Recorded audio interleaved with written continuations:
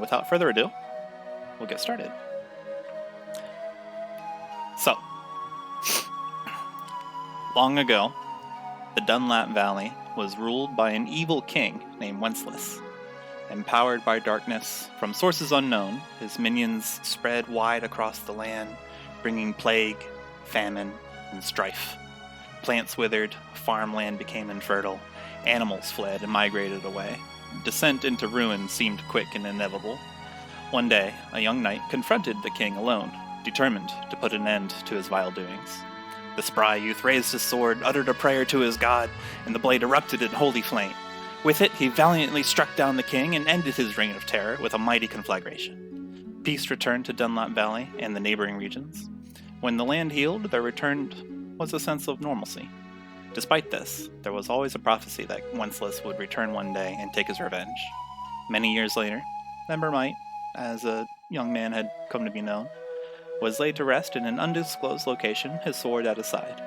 Over the centuries, his tale faded into myth and legend, passed on through the caretakers of his estate and lineage. Recently, darkness has begun to spread across the land once more. The signs and omens point to the return of the evil king. Now, the knowledgeable search for the knight's fabled sword, the Emberblade. Not all who seek it have good intentions, however. Some seek it for the power it might grant them. Some are minions of the evil king or his allies' descendants. And yet, still some seek it in hope to reproduce the glory of the Ember Knight, or out of duty to vanquish the evil king.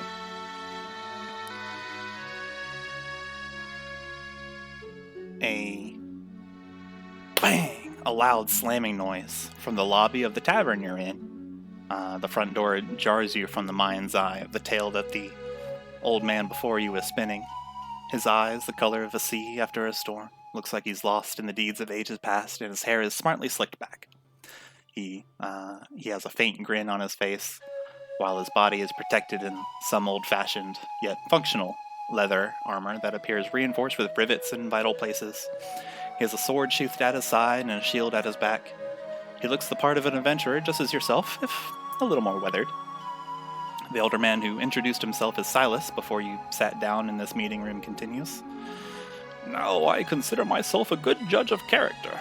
After all, I've had to guard a secret for so many years. You all strike me as the latter type, the kind to do good. I would like to share my secret with you in hopes that the strength of your team can... Crash! More slamming noises from the tavern's door, followed by loud voices from the main room, interrupts him. They're calling out for Silas with a nasty tone. Silas! Oh, Silas! Come on out, where are you? You've got what we need, my man! You're here in a meeting room at the back of the Honeywell Inn, located in the rural town of Blankslate. Blankslate operates as a sort of adventurer's town, where many bright up-and-comings get their start. You've heard of the legend of the Emberblade, which is the knight's sword, and you've searched high and low to find, or were clued into this man's existence as you passed through town. Or perhaps you had arranged a meeting with Silas through a previous acquaintance. Whatever the reasons that your sensors went off, you arranged a meeting with this old man who claims to have spent his life searching for the Emberblade. The meeting room is comfortable, with a couch, sofa, and many chairs around a central table, illuminated with a candle. You know the entrance to this tavern is several rooms away, so you have a little time to figure out what your next course of action is. Hearing this, him being called from the main room, Silas pipes up. These unscrupulous individuals have been hounding me for the last several months. He kind of adjusts his armor. I know not who they work for. I never stick around long enough to find out. I'm not much for fighting these days. I'd like to escape if we can, although I know I'm now at your mercy and stuck at the back of an inn. We must get me out of here so that I can continue my story. I'll rely on you. The man in the hour stands up, easily enough, and he looks to you for guidance. What do you do? Do you know how many of these men there are? Oh. Sandwanderer sort of like robotically responds. He's already begun trying to calculate what he should do. They usually come at me in gangs. It's never one, but never more than 8. Usually they send just a couple or more at me at a time. 8 They is a aren't. large number. I had to use some tricks to get out of that one, I must say. That was a close one.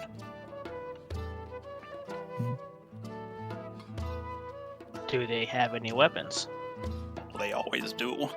They barge into wherever I am and they immediately start threatening me, pulling their swords. Could I go and like peer out the door? To Indeed. see? Yeah, you can control your token. You can just left click on the door to open it. You peer out into the rest of the building. You see a hallway before you. You know that you had just walked in here to meet Silas. To the left is more meeting rooms. Across the room is across the hall is another meeting room, and there are two more before you get to the curtain that separates this conference area from the rest of the tavern for a little bit more privacy. So I'm just trying to, on the left or the right? East. Where would they come from? East. They Oh, would east. be east because they arrived from the main room, which is east. Okay, cool. Just trying to get like a grasp. Mhm. So yeah, the way that actually would have played out would be Noor just kind of like waddles and like kind of peers, like opens the door a little bit and like pokes her head out and like peers both ways to see if anyone was in the hallway, and then closes the door back up. Mhm. Well, it seems like we definitely still have some time. They're not quite here yet. None of those were like exits though. It was either like the only actual exit. Is I guess like all the doors lead to other meeting rooms, right? Yep. Or in okay. And Silas nods and answers your question. Yes, I feel that this might have been the one mistake I have made. There's only windows here, and the entrance is way back on the other side. You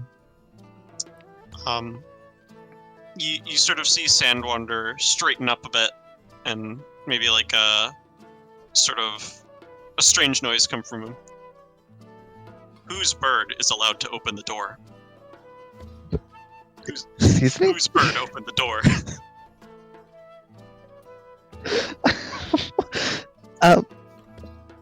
Me? I am my own bird. Thank you. He sort of turns around, he turns to look at Noor. I'm now standing. I guess I'm like standing in front of you, very much below you. Yeah, Looking up. this tiny bird. This golden wings sand on my weathered hip. robot or construct looks down at this tiny pudgy question mark bird. Yeah, definitely pudgy. Who I am is not the issue here. In the meeting rooms, is there anything in there, or is it just empty?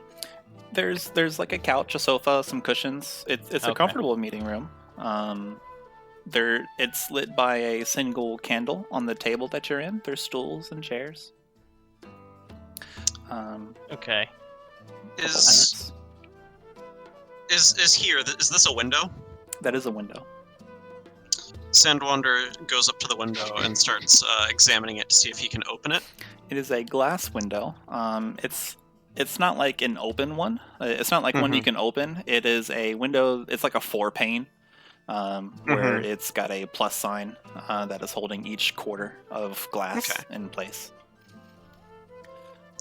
From the main room, you can hear more ruckus and the tavern keep that a human that you met earlier as you walked in and set up the meeting with Silas. You know her name to be Forgerly. She is, "Hey now, no ruckus or I'll have you thrown out." And a louder voice talks back to her. Stow it. We're just we're looking for our grandpa's. He could slip and break his hip. Sandwanderer, he turned to listen to the sound, face to the direction the sound was coming from. Turns back to the group and goes, "We could leave through the window." Let's do it. Well, Can we? Is it big enough for? So like an actual big enough window that we'd be able to fit through? The window is. Well, I would be able to, but can all these? The window is Noor sized.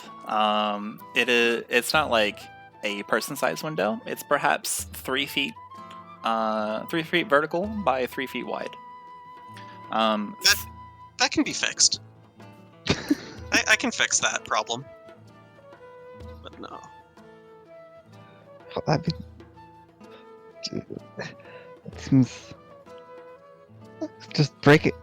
A window? I mean. I could get us in trouble. I don't know. That seems a little extreme.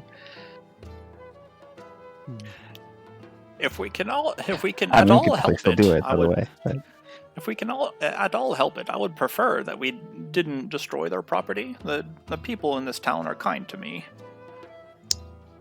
I will keep that in mind. Sandwanderer sort of walks over, opens up the door. Silas takes a step towards the door, but if that seems to be our only option, well, my safety, of course, is the priority, as is all of yours. Noor murmurs, "Who's Warforged?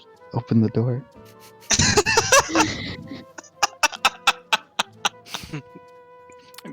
Quiet enough to where the Warforged cannot hear?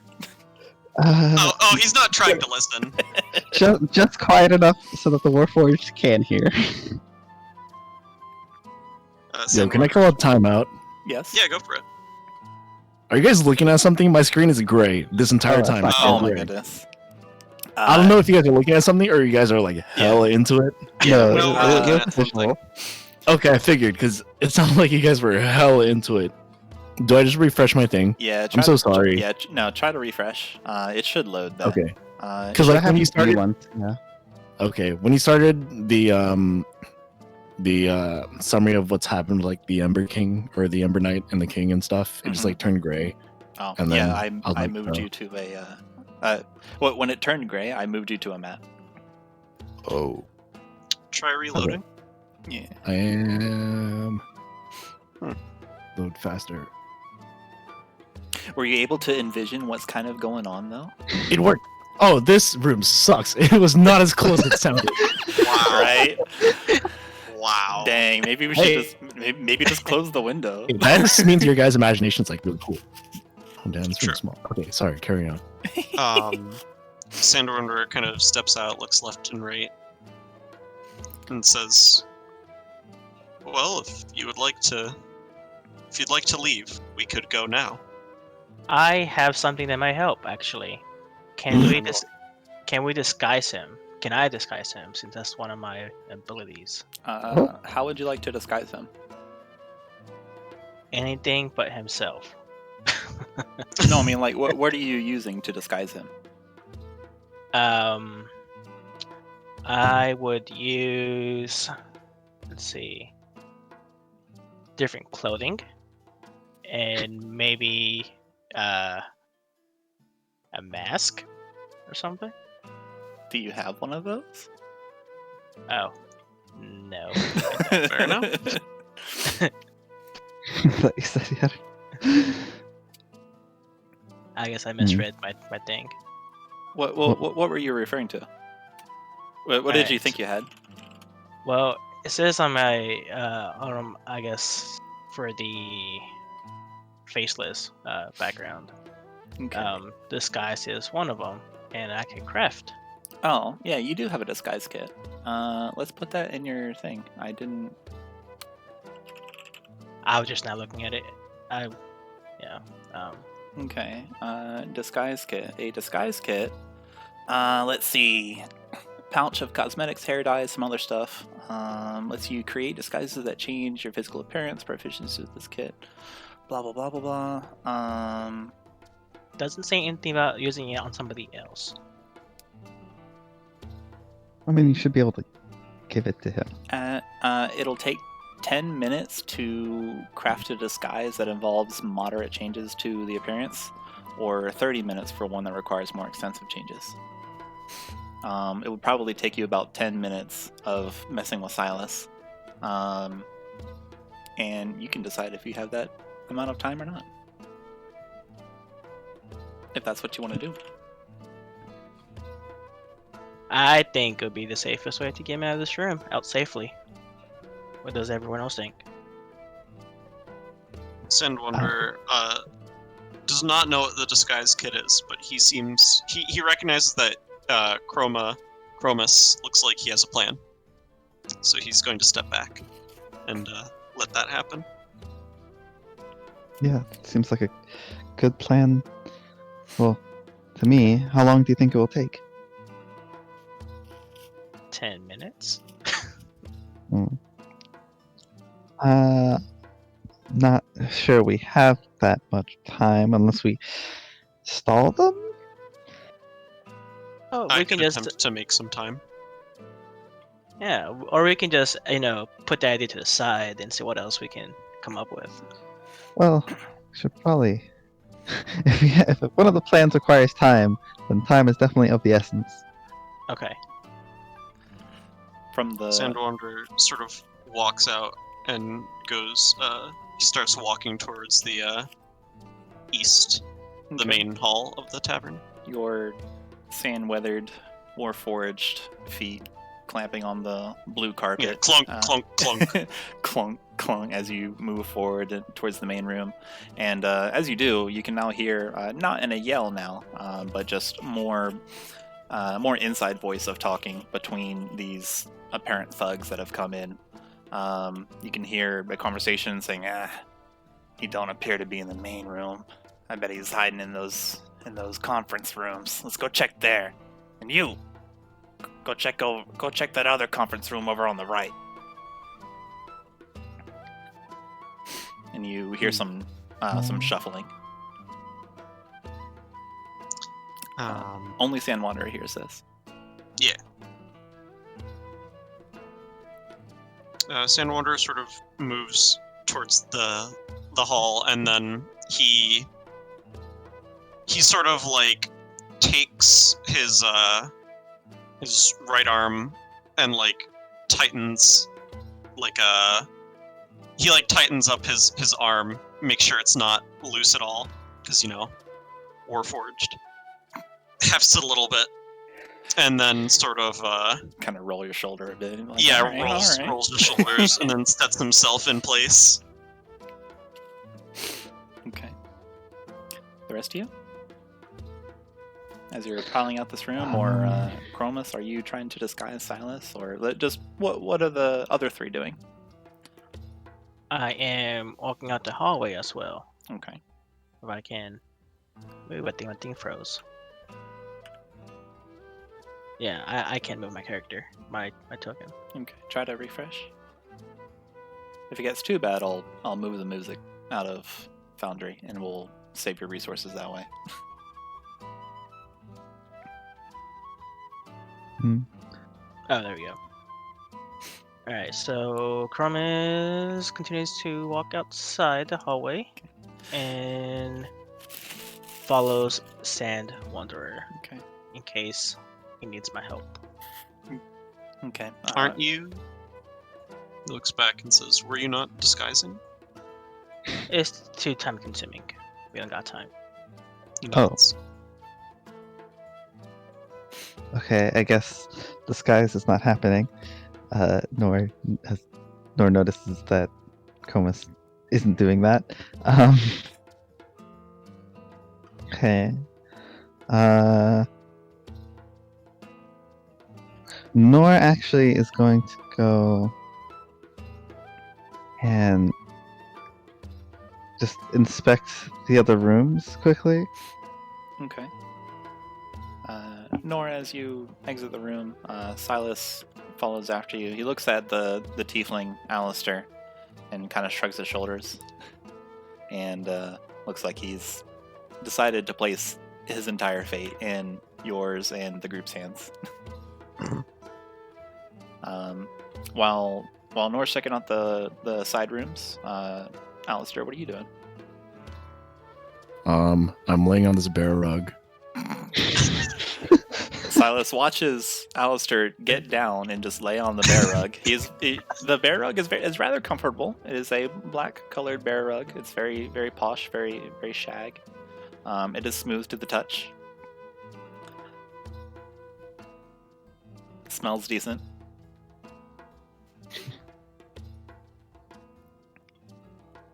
Silas briefly considers if this was the correct idea, and then he exits the room and peeks around.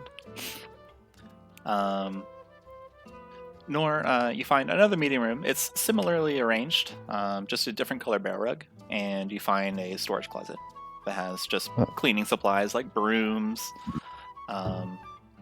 dustpans, some barrels and stuff. There's like a hammer for fixing things.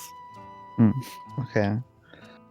And Sandwanderer and Chromas, Maximus, you guys see some footsteps heading towards the curtain that separates you from the rest of the tavern.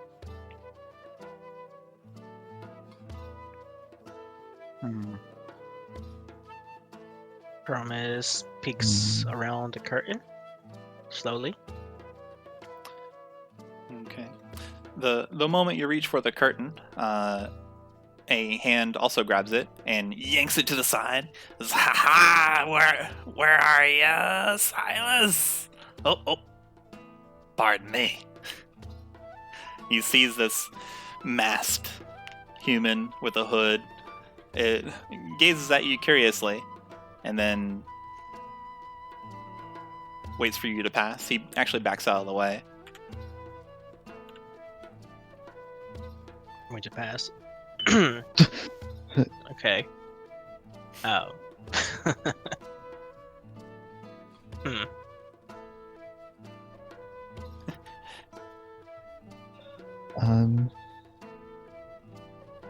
After you, Could I- chum. And then, what, Noor? Oh, could I like motion Silas to get back in the room? Oh, yes. Okay. Silas returns and sits on one of the sofas, gazing at the tiefling that is lying down. Want to lay on this rug with me? I'm not sure if that's wise. We might need to. We might be in a scuffle soon. I feel like standing would be the better option here in case we need to make a quick move. Okay. So He's like, I'll stand up. okay. Just like, okay, continues lying down. Like turns his head, faces the other direction. gets kind of awkward. You said you stand up, Allister? Yeah. Okay. Sandwanderer sort of walks over and plants himself in front of the guy here and goes, "Were you the one making the ruckus?" Because that is the exact word that he heard, so he just reuses it. I guess we were a little loud. What are you? He looks at you up and down quizzically. He clearly has not seen a warforged before. Are you? I am Sandwanderer. Are, He just sort of like grumbles it. is that armor? Are you? No. Ah! You're made of metal. It's a metal man. And he runs and he takes a couple steps back. He sort of Sandwanderer sort of slowly, like he doesn't react immediately. He sort of like slowly turns after he's finished. And goes, yes, I am made of metal. And then a couple of the other yells. tavern patrons look over, and one of the other thugs appears to show up. You see these thugs now. They all have they definitely look like ruffians, and they all wear a notable red bandana around their heads. You can see someone that certainly looks like he's in charge. He's boisterously just casing the place and searching the bar and meeting areas, and generally annoying other patrons. They're just opening up curtains around the other conference rooms with just cackling glee, seeming to delight in the chase. And they tend to focus on certain areas at one time. They're being thorough in the search, but you now have the attention of two of them. Hmm. Is anyone else doing anything while Sandwanderer is sort of like meeting these two thugs? I continue to the other door to stand with I forgot your name. Sandwanderer, Yeah. in case they get violent. Okay. You peek over and sidle past Sandwanderer, this Warforged constructed form, and you also stand next to the wall, kind of eyeballing everybody. The two bandits start looking a little weird, or like looking at you a little weird, and they're like, well, pardon us. And one goes to move into the hallway. I get in front of him to block him from the hallway. Okay. Oh, this is gonna be a time. Hey, what gives? I'm trying to get through here. I'm walking here. All right. So, question. Yes. I should ask this. I should ask this before I even did anything. Intimidation. Yeah. How would I go about using that? Like, I want to try to scare him from like walking through the hallway. You need to figure out what you're doing to intimidate him, and then roll intimidation. Okay. So I stare right at him, right in his eyes. My eyes start glowing really bright and really blue, as if it's flames coming out of my eyes. Okay. And I tell him to walk away. And I click on that. Normal. So you're doing like minor illusion to do that? Yeah. Okay. Did I do that right? Yeah, you did right. So that's how you roll it. Oh, okay. But Aegis, I think you're set to like blind roll. Oh, yeah. So you cast minor illusion on yourself to make your eyes glow blue.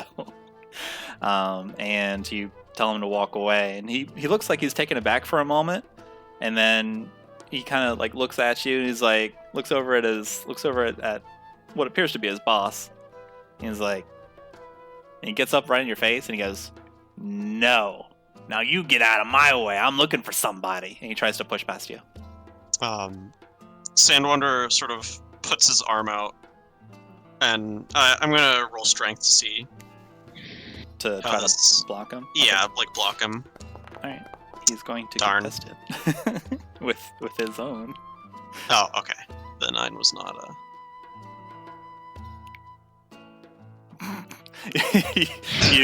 you place your arm in the opening of this little curtain, and you block the man. He like runs in. He goes,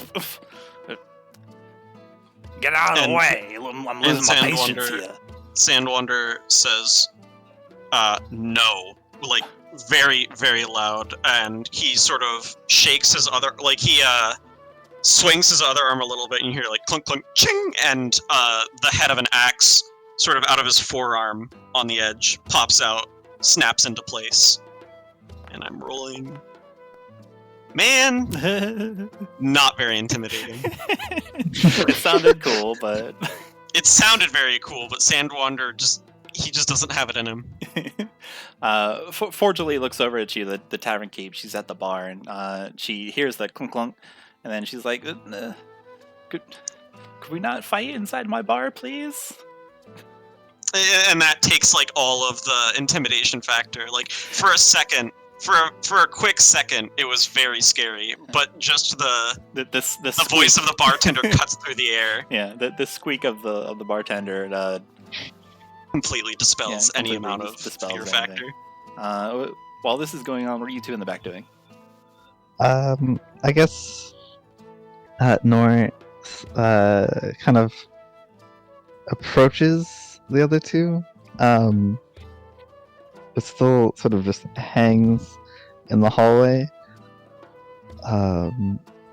because she thinks this is not going to end well. It's not. Little pudgy bird goes quick, quick, quick, quick, and goes into the. It just hangs in a hole and kind of peers around. You guys can Sandwanderer. sense the go ahead. presence of I have a of your companion behind you. question. Yes. Does minor illusion have like a range, or do I need to see? I think it's 30 feet, and you need to be able to see something. So I do. Okay, so it's like I Yeah, can't make. 30 feet. So like a sound, like I would need to be able to see the location that sound is coming from You if I need was to- to make it. Yeah, you need to be able to see like where you're going to have 30 feet. Got it. Allister, are you doing anything special with Silas here? Or are you stepping out? Or are you preparing something? Y'all trying to break out this window? Okay. Make a strength check. Alistair What? takes out his halberd and just materializes it from his palm. It shoots out. You grab it in midair, twirl it a bit, and you go and you swing it towards the window. So go ahead and roll strength. Just click on the word strength and roll with normal. Please roll high. Okay, well, unfortunately. As These are some this is weird going on, photos. we're not having good luck. As this happens, Sandwanderer is going to heed the words of the tavern keep and drop his arm a little bit and sort of step out of the way. Okay. Wham! Allister brings his halberd into the window, and you manage to like chip off just like a very small portion. Just somehow this construction seems surprisingly good. Shoutouts to Forgerly. She hired an exceptional builder to create this tavern for her. So And- does that like ring out? Ring Alright. out. Yeah. Do we hear that? You do hear a Noor would hear it. The other two that would be in the room. Perhaps there's too much hustle and bustle of the actual Okay. tavern that before you can hear it. Okay. So Noor, you do hear like of the sound of metal hitting into wood. Hmm. You also hear Silas kind of yelp a bit. He's like, "Oh!" in surprise. Wait, Uh, can Noor hear me from here? Yeah, probably. Yes. Noor, come here. Okay. I guess I quickly waddle back in. If I hear that. I'm like, what are you doing? Noor, it's your turn. What? Excuse me? This man of few words says, just watches you crest into the doorway and declares that it's your turn, and you're without, you know, I look to Silas. the only thing That's you can You see know what is he's talking about? I think he means that. I think he means to tell you that you should try smashing out the window. That's what he. Time to put that beak to the test.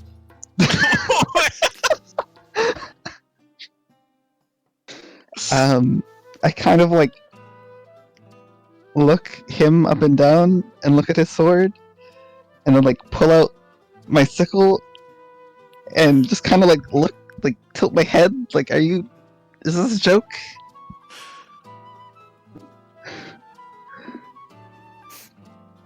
If I am dead ass serious.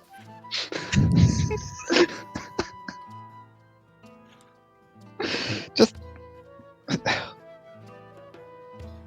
mean, if you're trying to break him out, just, I don't know, keep hitting it. Why do you think I have a better chance? This tiny bird gets called in. Just break the window. Just do it. It is time to put that beak to the test.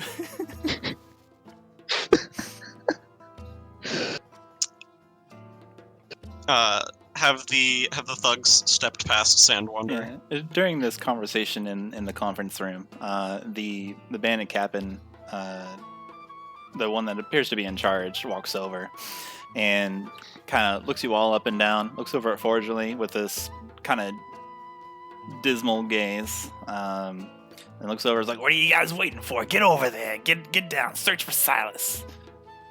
Go find it." And the two go to move past you guys. So Sandwanderer, as they walk past him, sort of he turns and then he takes the advantage and just he swings his arm and tries to like punch them as they walk past. He's not using the battle axe arm. You just punch them He's in the head. decided that bloodshed is not. He's just trying to punch him. He's just trying to start a fight. He's not very wise. Okay. This is all he can think of. All right. Give me a fashionable attack roll. Alright. It would be 1 to I 20 don't add your have strength. melee. Add your strength by the and way, proficiency. Alistair, just because you failed a roll doesn't mean you can't do that roll again. Yeah. It like Okay. rolls represent kind of like your best shot at it. But Oh, it, okay, but then it never doesn't. mind. Yeah, but like in That would be an in the event of 18. like trying to break down a window, you can like get it, and then oh no, I guess I didn't do that very much. If you have enough time, you can just do it again. Where it seems like you may have time. Let's see. that would be an 18. An 18. An 18 will hit. Melee is D4?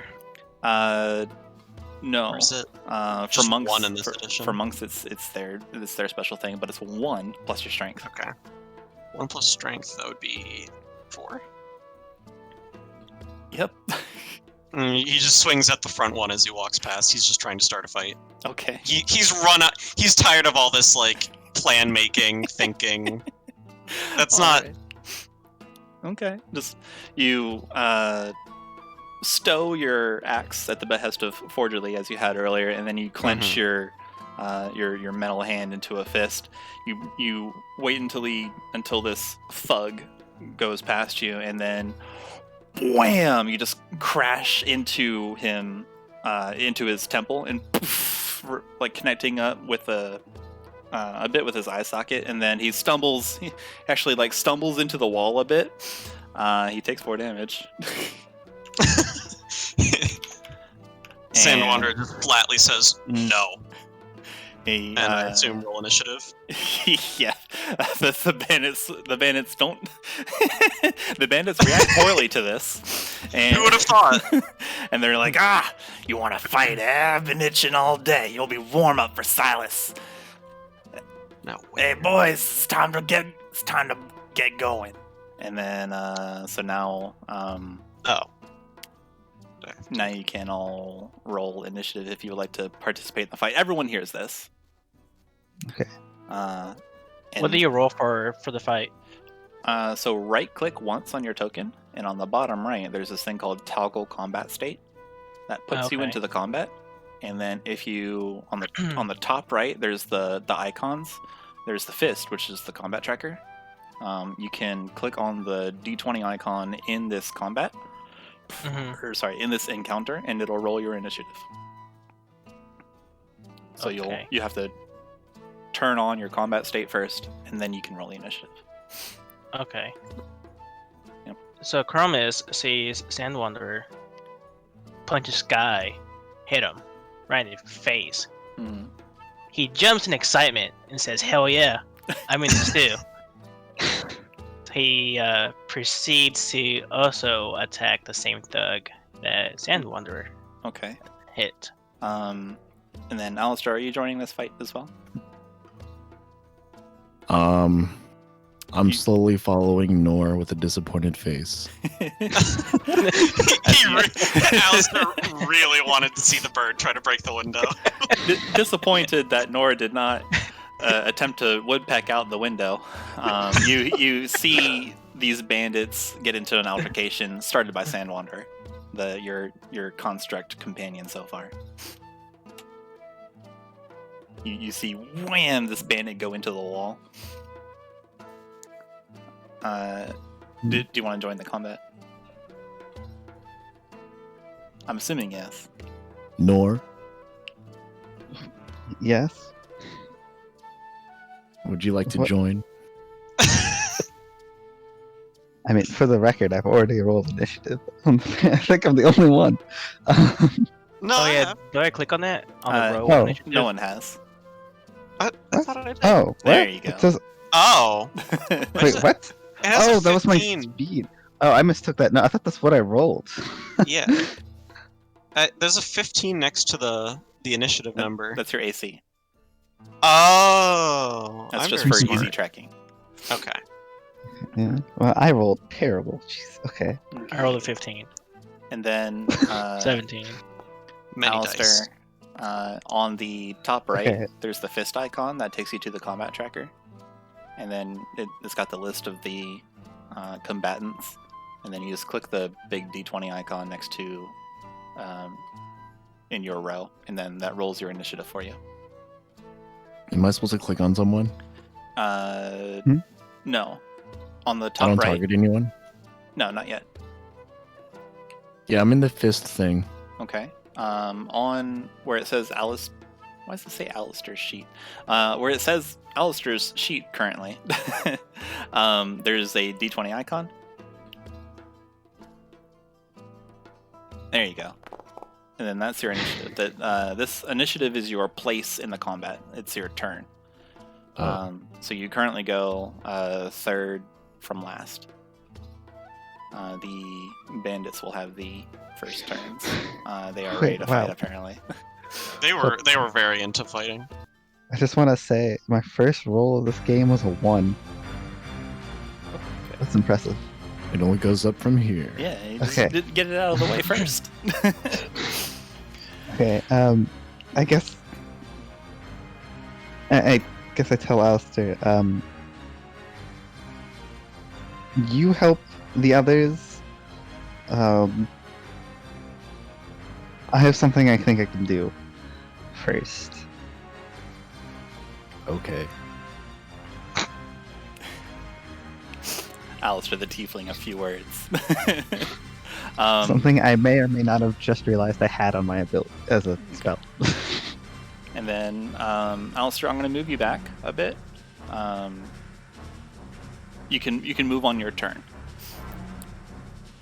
So this bandit is going to respond and also throw a fist strike. He's not yet unsheathing his weapon.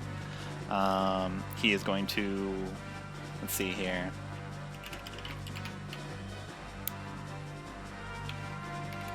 Plus 2.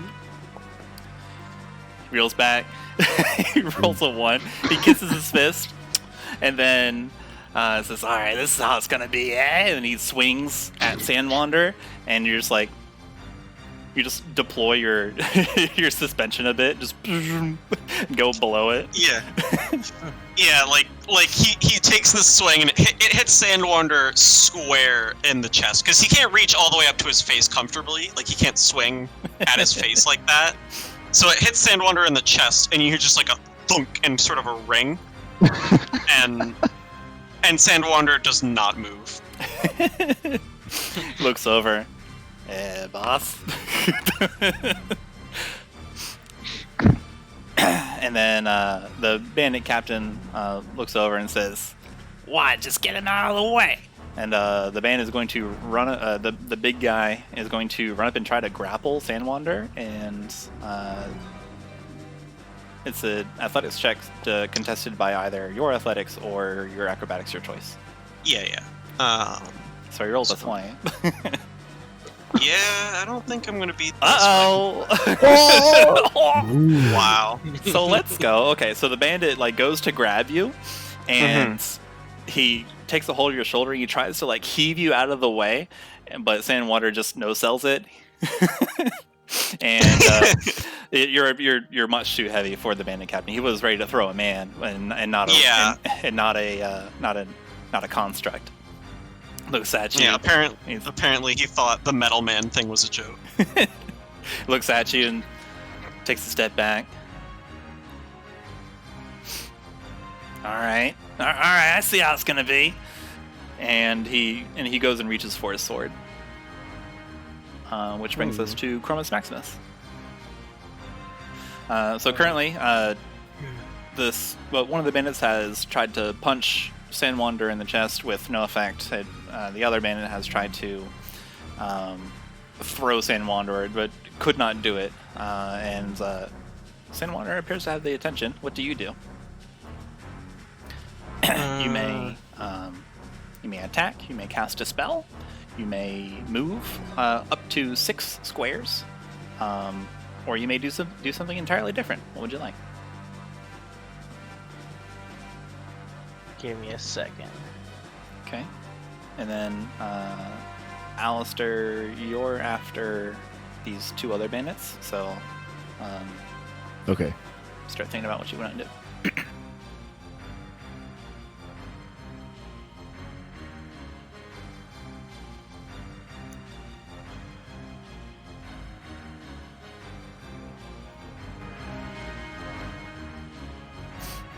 Time's to waste, and you're in a fight. Can I? I want. Okay, so Chromas looks at the sword being pulled out. He immediately moves over in front of Sandwanderer. You cannot move through enemies. Okay. Yes. Okay, I didn't know that. Okay. all So how can I measure distance? There is a measuring tool. On the top left, there's a ruler icon. Okay, I see it. And then if you move away from an enemy, like if you were to move backwards and be away from the square that is surrounding the enemy can react and take a opportunity to strike at you. And you guys can do the same thing to them. Yes. Yeah. Basically, like, if you don't take care to guard yourself, which takes another action, it's called disengage, you're moving unguarded, and you leave openings, so enemies can take swings at you. Yep, if you move away. So if you were to do something like move to the right, down here, then this bandit, if he chose to, would have the ability to strike at you. Okay. Because you left his area of influence. Yeah. Enemies can only enemies and you guys only get 1 reaction, so they can only do that once in a round of combat. Okay, so Chromas sees the sword being pulled out as Sandwanderer and casts Magic Missile. Okay. And At which one? Right? Oh, at the leader, since he has a sword out. Are you and you're casting all 3 on him? Yes. Okay. Whoa.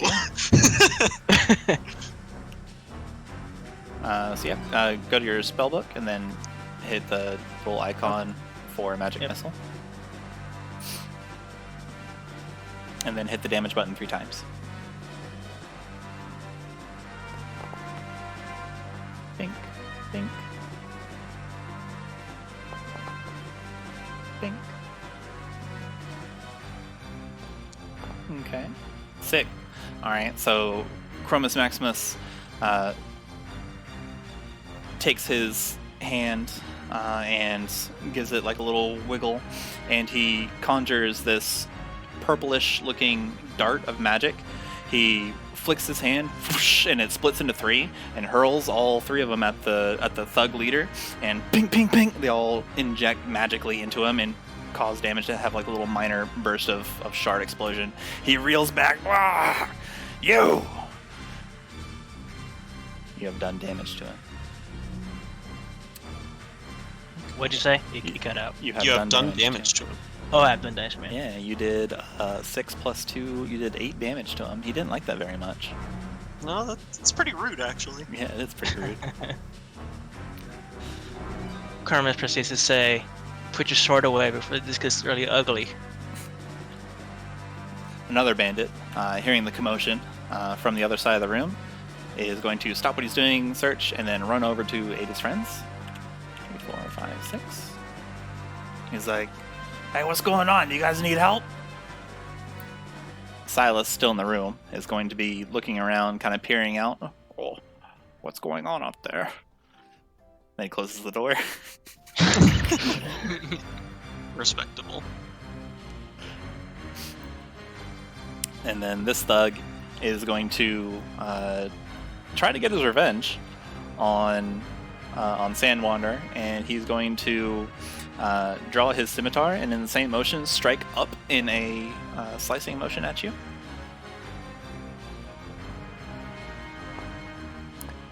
And fail miserably. This time, knowing that a sword is not something Sandwanderer can just like eat and be fine, he sort of like deftly steps to the side, and it goes whoosh like past his face. It billows through the cloak a bit, threatening to cut it, but the material kind of stops it, and you take no damage, and he misses entirely. Just Forgerly shrieks, and now seeing that weapons are drawn, and she hides behind the bar, and the other patrons kind of shuffle out.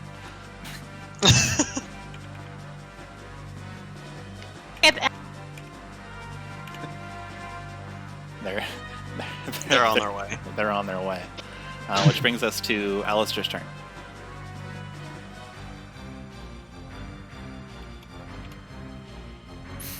What would you like to do? You can see that these thugs are trying to strike out at your construct companion that you have just been in the same room with for a while. You see these darts of energy fly out of Chromas Maximus's hands, and there's a scuffle at the end of this open curtain. What would you like to do? Can I shoot my darts from here? You can. I would like to do that. Okay. You want to hit the person that's closest to you? Do I have any other This guy. choice? Yeah, you can try to strike at the other ones. They are within range. The one closest to you has taken damage. The other Closest two are, one, please. The other two are fresh. Okay. So go to your inventory and then hit the little button on dart.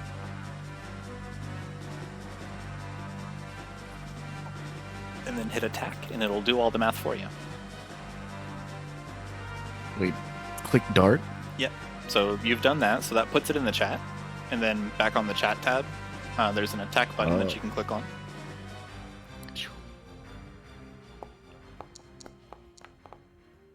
And that hits, actually. Dope. Yep, so go ahead and roll damage. Darts do 1d4. Roll damage? Yeah, click the damage button on the dart Damn. in the chat. Do you see simple weapon, ranged weapon, Like and then the normal? little button? Yeah, normal. Yeah, normal. Very nice. You got the full roll on it. So you take out your dart hidden among your clothes, just concealed weapon, and just whoosh, you fling it in one motion, kind of like a with like a 2-finger release, and the dart embeds itself in the thug's kind of like pectoral muscle. He winces in pain and looks at you. There's more of them. And then I dabbed.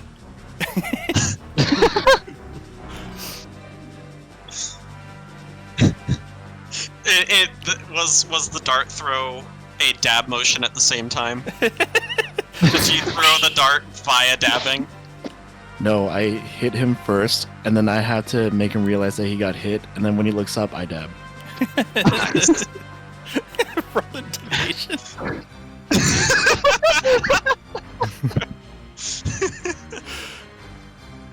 I accidentally pressed a Ray of Frost. That's You fine. can It's all good. ignore that. Okay, and then that is your action. You can do something with your bonus action if you choose to. Things you can do with a bonus action are you can do your Hexblade's curse. So like you can curse this guy. Ideally, you would do that before you hit him. Or I think that's.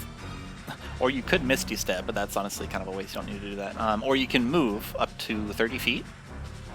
So you can like go up to here if you choose to move. You don't have to. I'll move. Okay. All right, and then after dabbing, you run up closer to your companions. which brings us to Sandwanderer. You see this dart come from down the hall, and you hear the shuffling from Allister, the tiefling. Okay. Sandwanderer, he sees this. He sees this bandit. The dart sprouts from his like chest. You know, it appears there basically, and Sandwanderer turns, notices that the bandit's attention has been taken away, and is you kind of hear like revving, and I'm going to rage and take another swing. Okay. Another punch. Actually, you know what? He took out his sword. Sandwanderer's angry. You know, he takes his battle axe arm and just like goes for a full on like swing at this guy. Okay. Let's see. How do I put it into chat? So would when you you hover say- over it, it's got an icon. You click on the little D20 icon. There it is. There you go. Then you click on attack. Mm-hmm. You're hitting the one that you punched? Yes. Oh yeah, that 22 hella hits. So would you say your character is raging as the machine? Yes. As opposed to against it? Yes. Oh, that's okay. unfortunate. Still does good damage though. Okay. So, your battle axe folds out of this little containment bay and then locks into place. And you whip this sand-weathered battle axe sort of integration, and you actually cleave into this bandit, and it, blood goes everywhere. You make a huge gash in him. He's holding his body. He stumbles back. And you kill him. Oh wow. Jeez. He slumps to the ground at Chromas Maximus's feet. Yeah. Yes. Sandwanderer at this point is he's like hunched a little bit. He's not standing up straight. He's like hunched over. And you hear like churning like gears and like it's a very like uncomfortable sort of machine noise. And he turns to face the other bandit. The eye glows red. I was thinking about it, but that felt a little bit too much.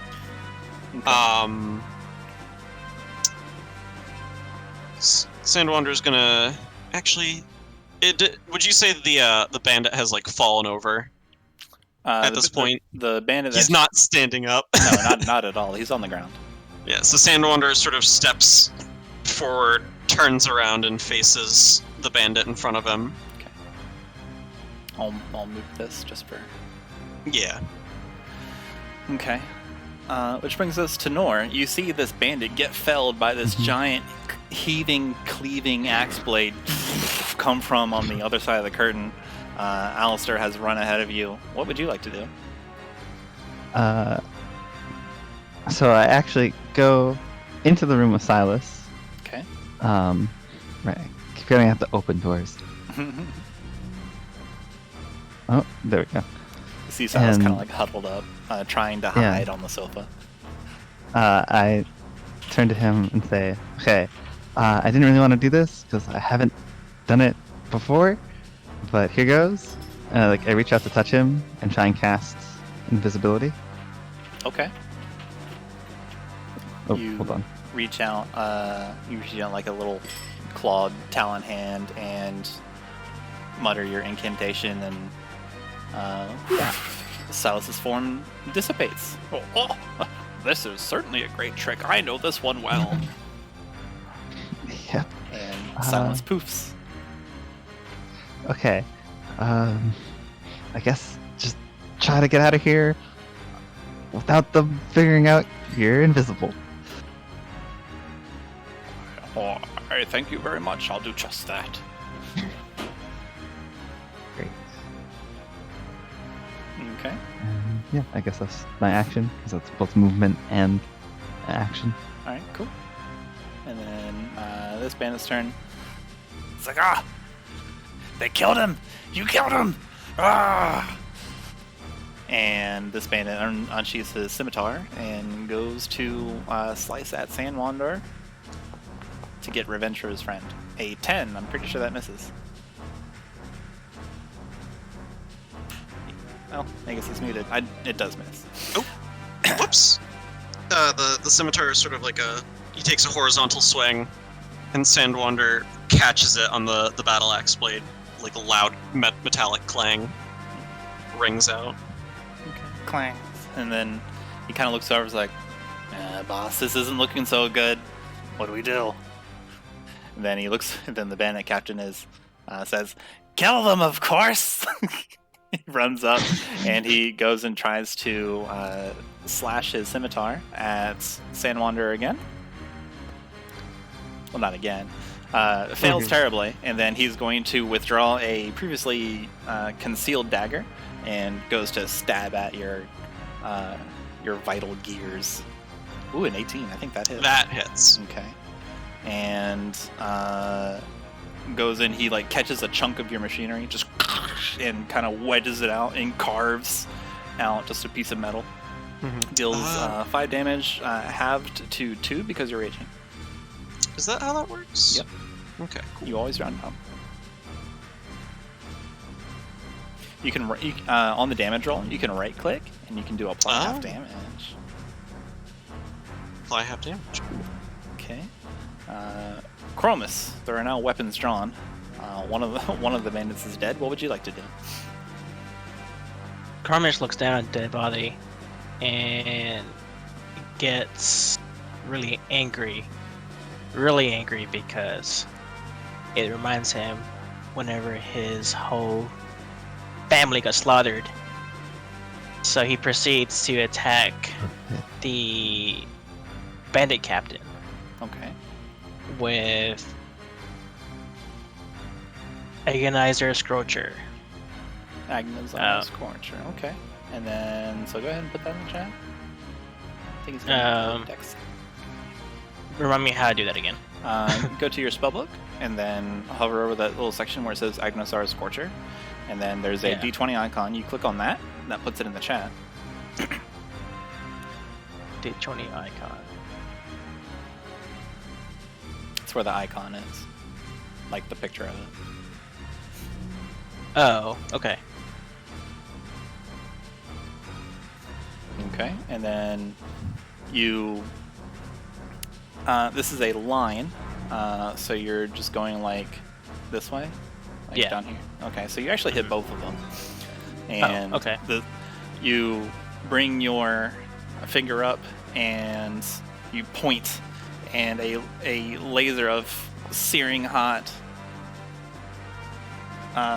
energy emanates from your finger, and it burns and scalds both of these thugs. And go ahead and roll damage.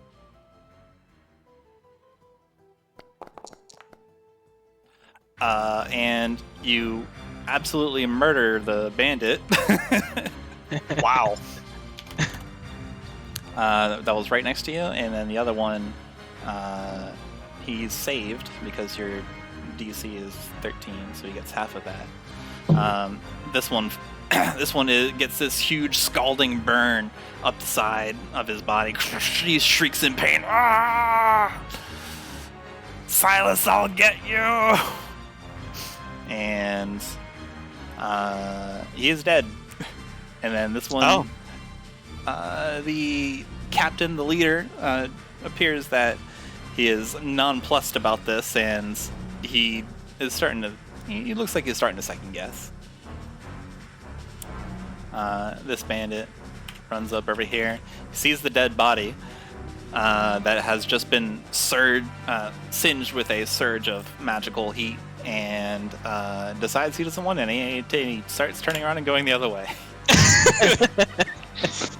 Smart bandit. Very smart bandit. Silas, Noor, you see like I'm a faint... technically still here. I was just moving here so I could actually see the room. That's fine. Noor, you see in like the faint shimmer of Silas moving around, and you feel the wind of his movement brushing against you. You can hear his footsteps where he goes boop, boop, 3, 4, 5, 6.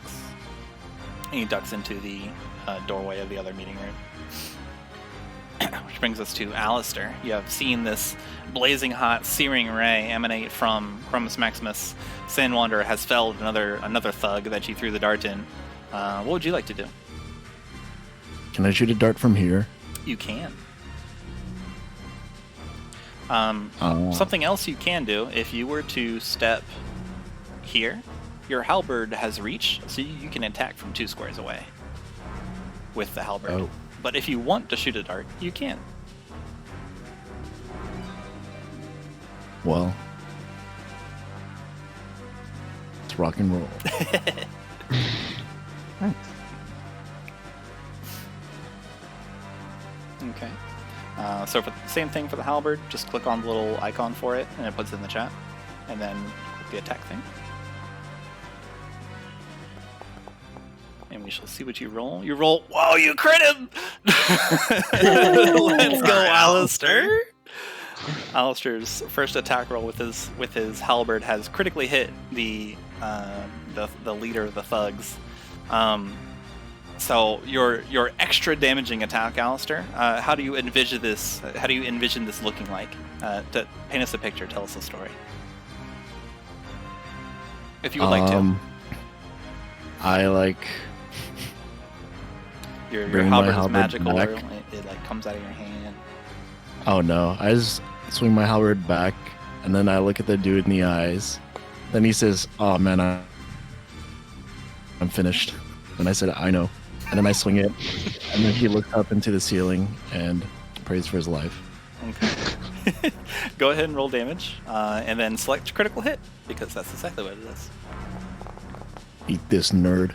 Holy crap! 13 damage. It's a fair amount of damage. Yeah. You bring it down onto his shoulder, narrowly missing his head and like severing it from his body. This huge gash opens up on his shoulder where it connects into into the rest of his collar. Just it is a grievous wound, and you pull your halberd back, and you give him a glare of ferocity, and the thug captain goes and holds his shoulder, still barely holding on to his scimitar in his sword arm. Sandwanderer. Sandwanderer sees that this is that Allister has got the bandit captain handled, and he starts running. He starts running, and he does leave, so he does take an opportunity attack, like over here. In fact, let me just. The thug captain, seeing you trying to move away, tries to musters all of his willpower and strikes out at you haphazardly, trying to cut you down as you move past him. And surprisingly hits. Oh. Alright. He does a whopping 5 damage, have 2 too. Yes. You just does that stop you in this edition? No, it does not. Okay. So Sandwanderer sort of takes that, but because he's raging, this machine does not stop once he's going. And he sort of tries to tackle hold. He goes to grapple this running bandit. Okay. So this is an ability check strength, right? Yep. Or with it's athletics. Whoops. So add your it'll be the same because I don't have proficiency. Okay. The bandit would contest it with his own athletics, trying to break free. He fails miserably, so you grab him. Just sort of tackle him to the floor, basically. Okay. You grab him. He's like, "Let me go, you machine!"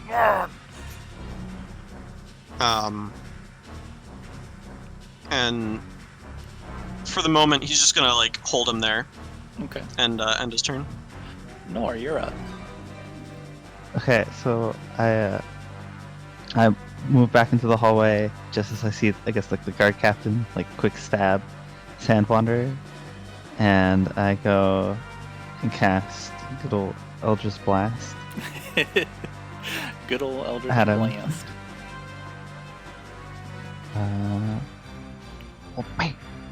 Wait, there we go. A 9 unfortunately misses. Well, oh well. You wiggle your talons and then just a searing. What does your Eldritch Blast looks like? Okay, so I guess it would be like, it's sort of like a beam. So it's a beam of like this light green, like leaf green, like pinkish, Okay. light that kind of makes like a sound of like high pitched cackling laugh. Okay. That's pretty sick. Allister, you hear this crash and like this little kind of mystical laughs as a beam of energy smashes into the wooden hallway next to you, narrowly missing the leader of the bandits, who is up next.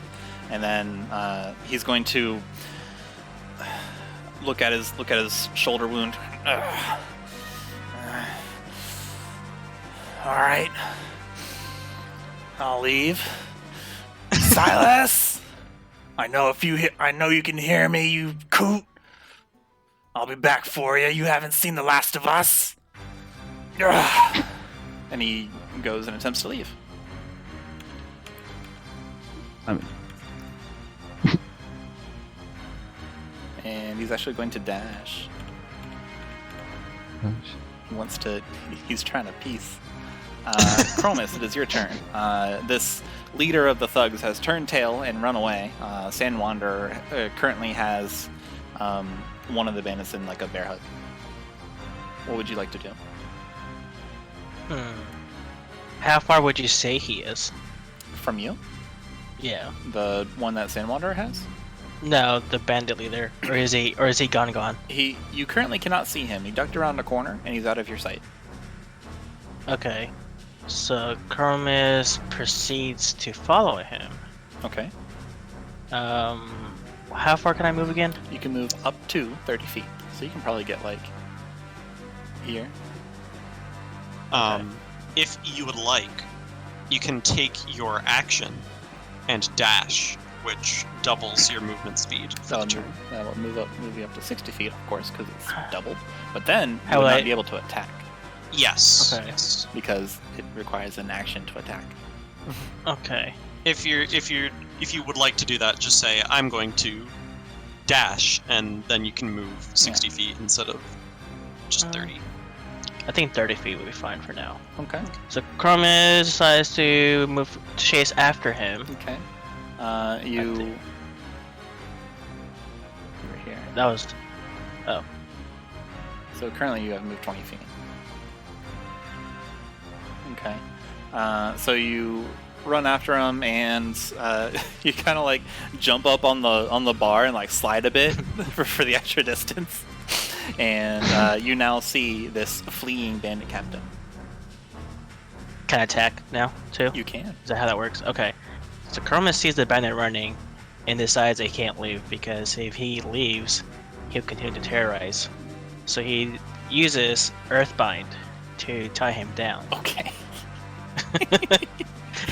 He is not escaping today. Okay. So go ahead and cast that then. He's going to make a strength saving throw.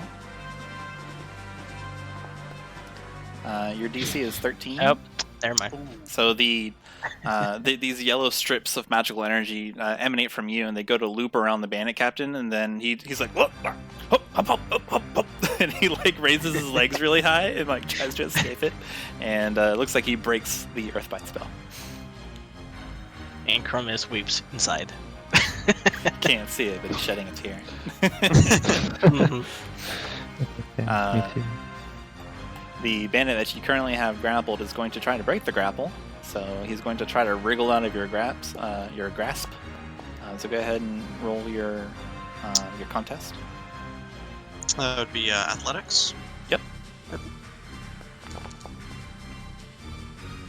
All right.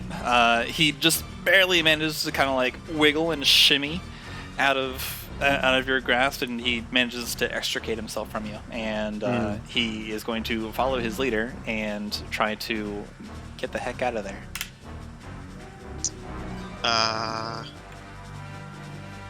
Sandwanderer is going to take a swing at him. Do it.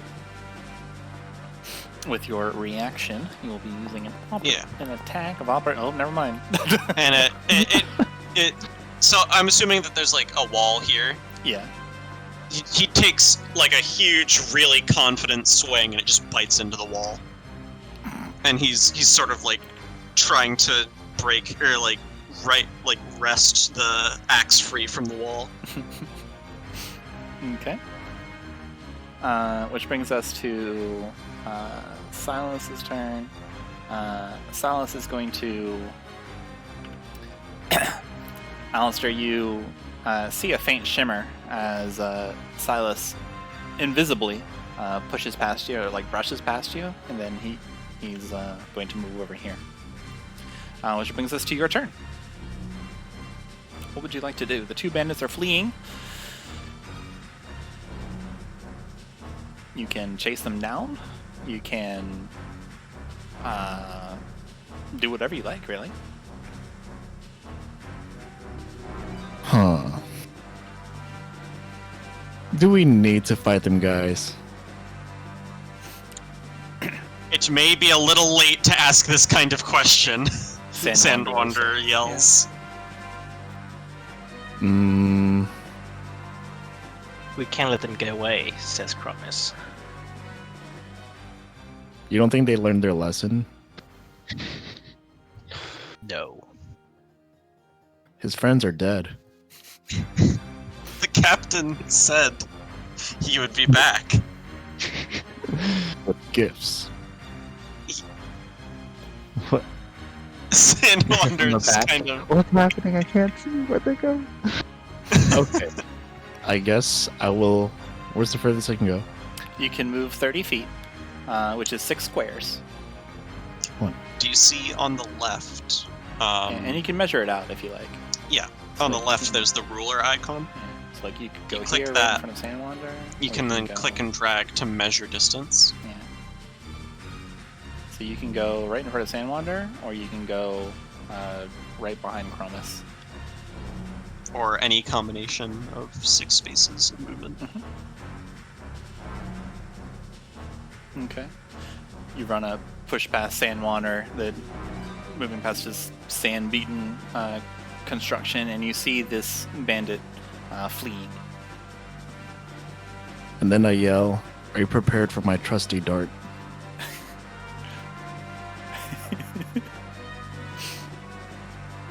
Okay, go ahead and throw the dart at him.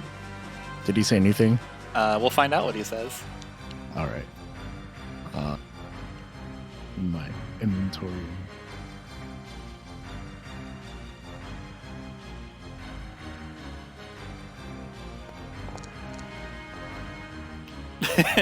Oh no. Okay. He was very prepared. You ask if he's prepared, and then he looks over his shoulder at you as you aim the dart and release it. Whoosh, it flies through the air, and he just kind of shimmies to the side, like whoop, and he goes, "Ah, thanks for the heads up." Oh no.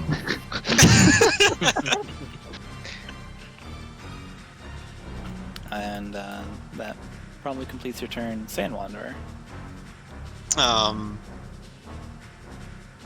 Sandwanderer is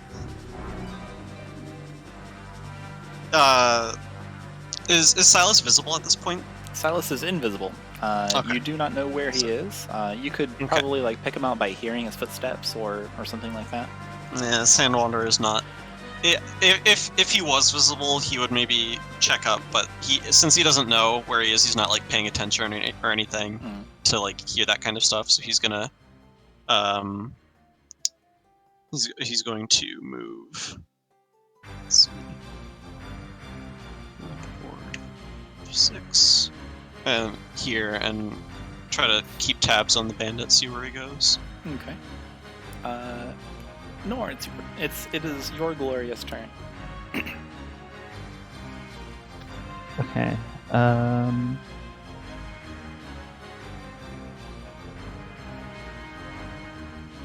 Hold on, I'm just looking at something, reading. Oh, okay. Never mind. I guess I'd move up as much as I can, which I think is here. Okay. Yeah. So I can't. Okay, so I can't see where the bandit captain went, who I assume is like here. Yeah. But I that's me, not Noor, assuming that. Right.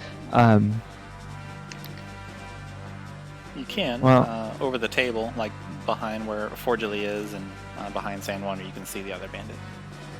Yeah. Sure. No. Alright. I'll just.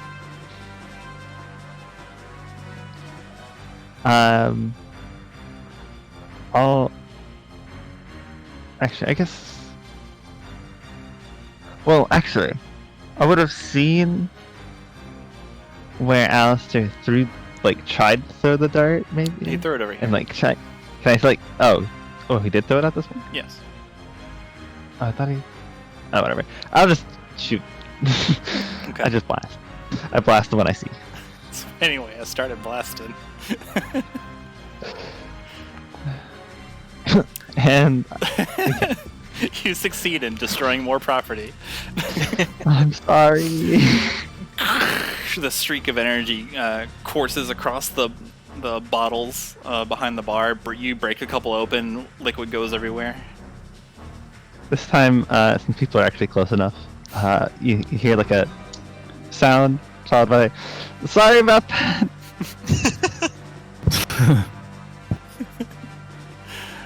Let's see. Brings us to the leader. He is going to exit.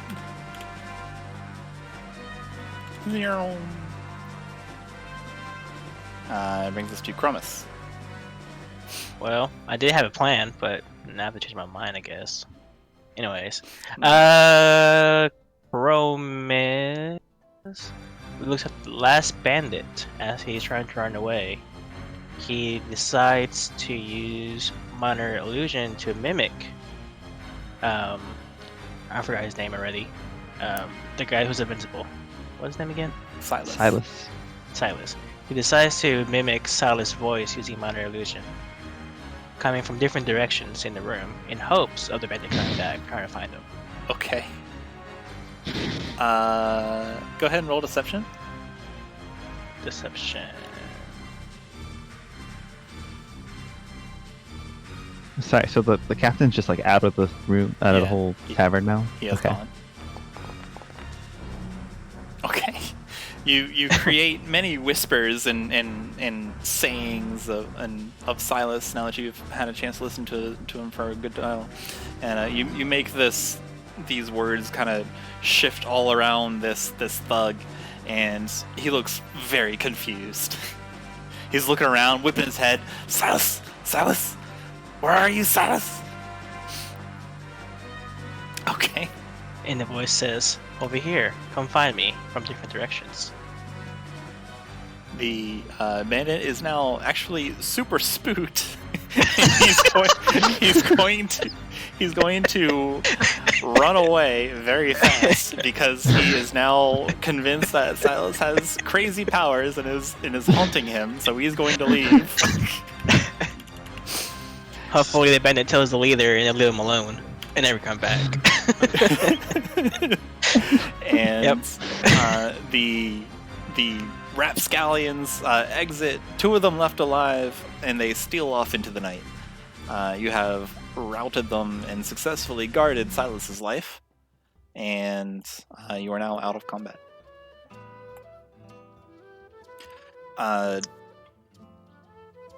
I'll give you guys like one little wrap-up action before something happens. Go ahead. I was just saying, I guess I step out of the hallway into the room and like sort of look around, and then I guess turn off invisibility. Or first I'd be like, Silas, are you okay?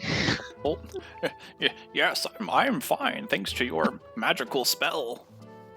Okay, and then I stop the invisibility spell. Okay. Silas appears. He's close to the kitchen, behind Allister, and to your left, Noor. Oh. He's kind of you like are. adjusting his armor and like making sure all of his equipment is still intact and everything.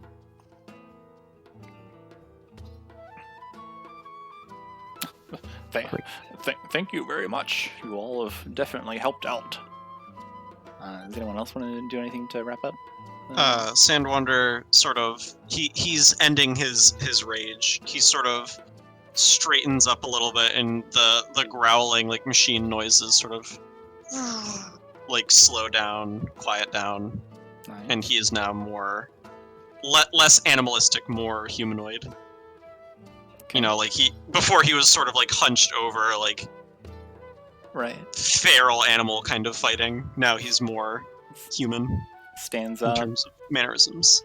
Your rotors were back to normal, and everything. Your eye goes back to glowing a nice, lovely blue. Yeah. And all right. Chromas gets off his table, proceeds to the bar, and gets a beer. You're just gonna steal a beer like that? I paid for it. I didn't just take it. Okay. So it's actually on the house for scaring the bandits away. For Even though she's scaring mad. paying customers. Yeah. Alistair, Yeah. do you I'm have pretty anything sure for that the was end of combat?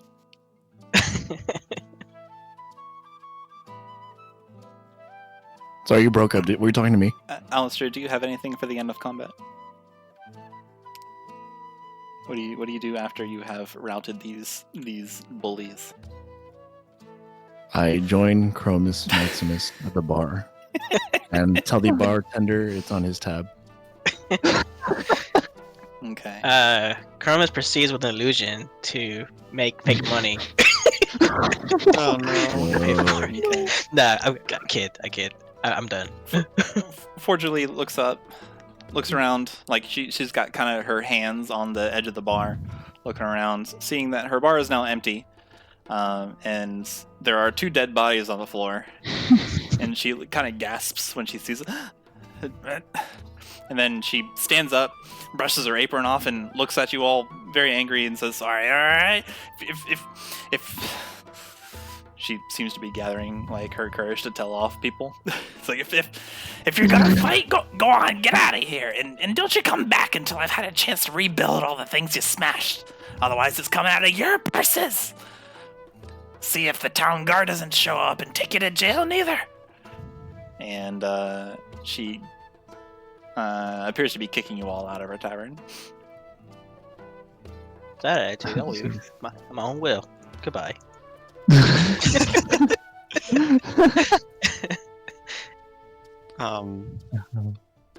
Sandwanderer is going to take the hint and start making his way out. Chromas just goes after his beer. Silas Can I- passes forwardly and says, sorry about that, Marm. I feel kind of responsible here. I'll see that you're repaid. You've done me a good service here today. Sorry, okay, bye. I guess Noor kind of awkwardly steps around and over the corpses. and as she passes the bartender, kind of sheepishly, how much? Wait, question. Do we actually have the gold that you said Yes. that we'd have to buy items? So okay, those are actual things we have. Okay, Yes. I wasn't sure if that was just like a meta, like No, we have the gold. You actually have 50 gold. Okay, cool. God,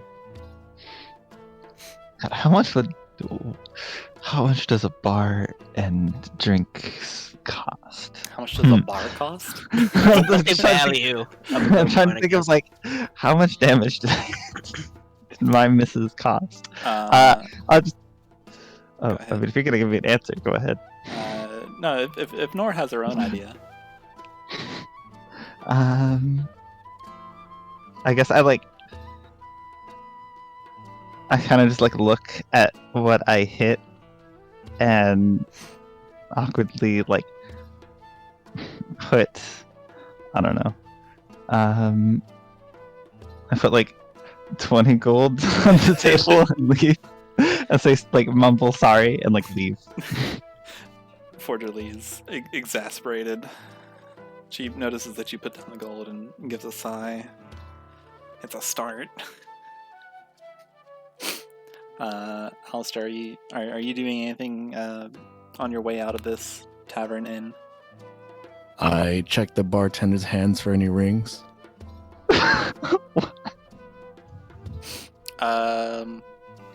Bold choice. She is wearing one silver ring on her left hand. I am going to follow the others. Okay. You meet Silas in the entrance chamber, and he thanks you and leads you all outside. And you are now in the town of Blank Slate. Most people here know the legend or myth of the Ember Knight. This is part of the region where it happened, after all. The evil king was vanquished not far from Blank Slate. So the tale is dear to the people, as Silas tells you. Here there are many places conducive to adventuring. There's training dummies in a yard where many people are testing their abilities. You can see flickers of magic blast into the strawmen and other youths yell their striking voices, imagining different attack patterns. There's shops as well. Silas looks around and continues his story. He says, "Oh, phew. Thank you for defeating those bullies. I suppose I'll continue my tale now before we were so rudely interrupted. I am Silas. I am the current and perhaps last known remaining squire and attendant to the Ember Knight's estate. May surprise you, but I've been searching for the tomb where the champion of old was laid to rest and have finally found it. One would think that his spirit sensed danger and made himself known. We need to retrieve his weapon so that we might use it to fight back the evil. The evil King Wenceslas is quite real, trust me, and his vile decay will be a scourge once again. He must be destroyed. Gather yourselves. I can lead you to the tomb of the Ember Knight. If you don't mind, please bring an offering to be placed at the tomb, and we'll ease the spirits of the past, protecting the place. The tomb is hidden. We'll be moving through a dark and unexplored cave to get to the chamber proper. When your preparations are complete, meet me at the east gate out of town. I can go as soon as you can. It will be perhaps a day's worth of travel. We can rest in the forest during the night, and we'll move on from there." And Silas nods, waits for any questions. Sandwanderer is silent. Chromas is looking around at the town, looking at the sky. Okay. It's currently evening. Oh, sorry, no, it's not currently evening. It's currently 3 in the afternoon. You've spent the better part of your day listening to Silas's tales and scuffling about in the tavern, and also just preparing for this meeting during the morning. So it is now the afternoon. There's many houses and buildings and shops. They're constructed out of wood and stone. They seem to have a foundation of stone with wood built on top of it for the rest of the building. All the houses seem to be simple. There's nothing extravagant here. There's many people walking around, but not too many people. There's lovely green grass, roads leading to each establishment, the odd tree and stone dotting the townscape. It's a nice place. Oh, I do have a question. Yes. So, is there a specific type of offering that these spirits would want I- or one to avoid? Not in particular. I usually bring flowers. Well, I would if I visited them all the time. I usually bring flowers to my friends' graves, but so I'm sure that the spirits of the past would appreciate such a simple gesture.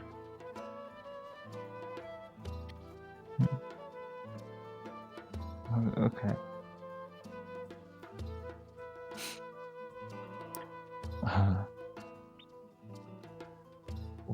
When he said flowers, Noor instantly starts like looking around if there's any like random flowers to pick up.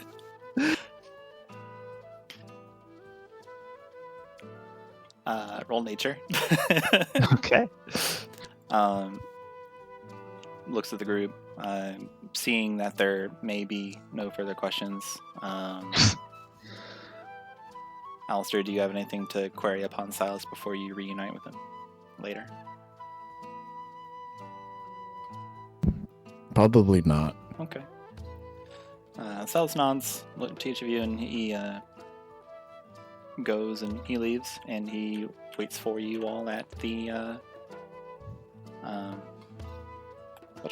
the escape.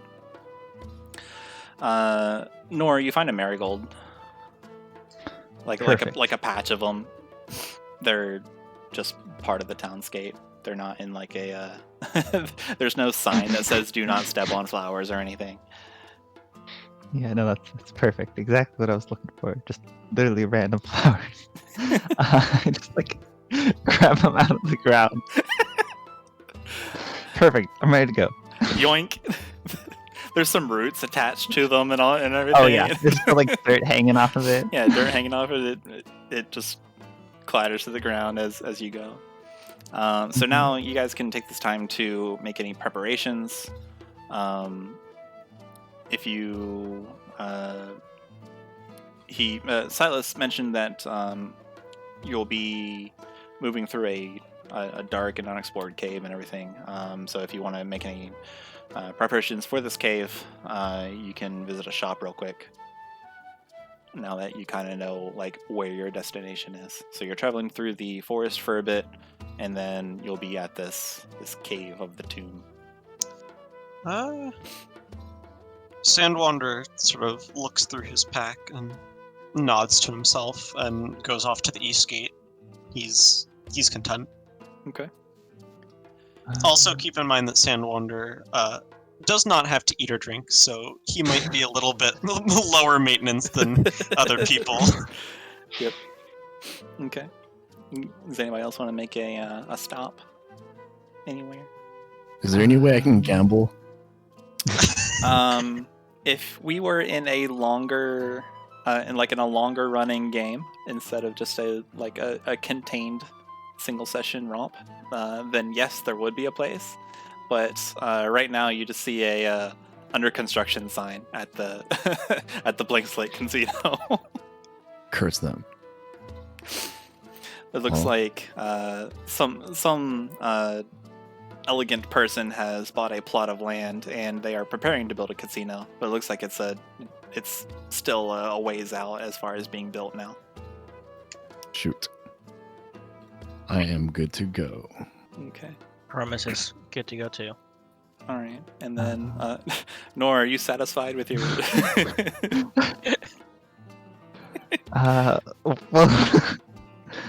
Well, darn. I mean, I don't think I need anything, but it's more probably would have liked to take a quick, short rest to get my spell slot back. But I guess. Well, usually, traveling isn't so intense that it's like... You do recall that Silas mentioned that you would be staying overnight in the forest in a camp. Oh, did he say that? So you would have the Okay. opportunity to rest there. Oh, okay. Then that's fine. Then yeah, I'm Okay. pretty good to go. All right. So you guys meet Silas at the edge of gate, or at the east gate at the edge of town. He looks you all over and thanks you for reuniting with him, and he sees now that you all are serious about going on with this adventure and retrieving the Emberblade, and He smiles, thanks you all. He's like, well, shall we get a move on then? We have about a day's travel ahead of us, and the quicker we get there, the quicker we can vanquish this evil. He appears to have rented a wagon for you guys. He puts his traveling gear in the wagon, and he also has just a little pack mule that he has hitched up to it. And he leads you all out through the east gate. You're moving through the forest. There's lots of trees. You can hear the wind sort of whispering through it with hitting against the leaves. The trees are great big things, like the oaks soaring through with their brown bark. They're dotting the landscape. There's rocks. There's formations. There's lots of shrubbery that probably would be interesting if we weren't on a mission. And moving forward, it becomes you travel all through the evening, perhaps about 10, 11 o'clock. Silas finds a nice, lovely copse, a little area where it is a clearing among the trees. He begins to set up camp, gets a little campfire going, and he rolls out his own bedroll, which is just a little sleeping bag of a thing. And he's cooking some meat and bids you all to join him. Sandwanderer goes and sort of sits down and waits for the meat to be finished. Not because he's going to have any, of course, but just, to sort of be company. Right.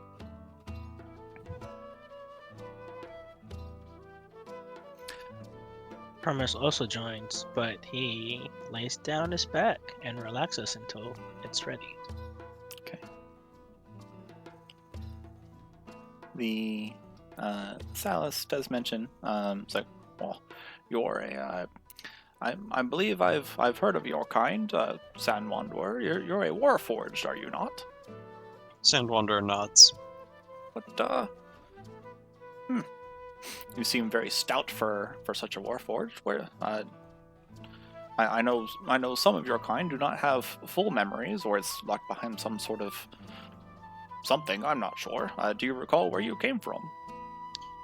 I woke in the desert. I wandered the sands, hence my name, for quite a long time. Many days, many nights. I do not remember much of what came before that, but I have made my way as an adventurer. Oh, I see. The sands are definitely quite a ways from here. You've been wandering for some time, definitely. I'm glad that you happened upon me. You seem like a stout companion.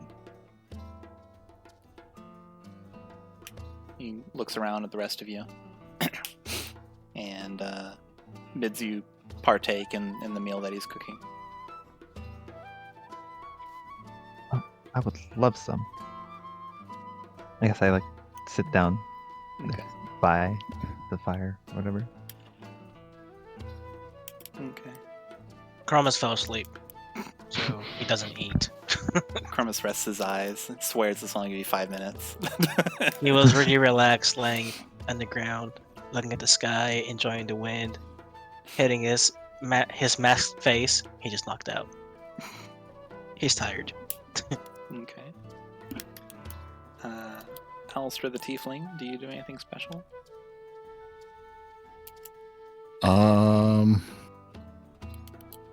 No, I'm just really salty about my dart missing.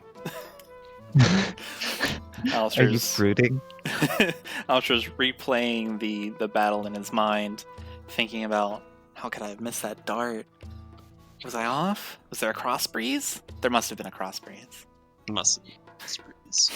Just quietly brooding next to the fire, idly chewing your food, doing image training.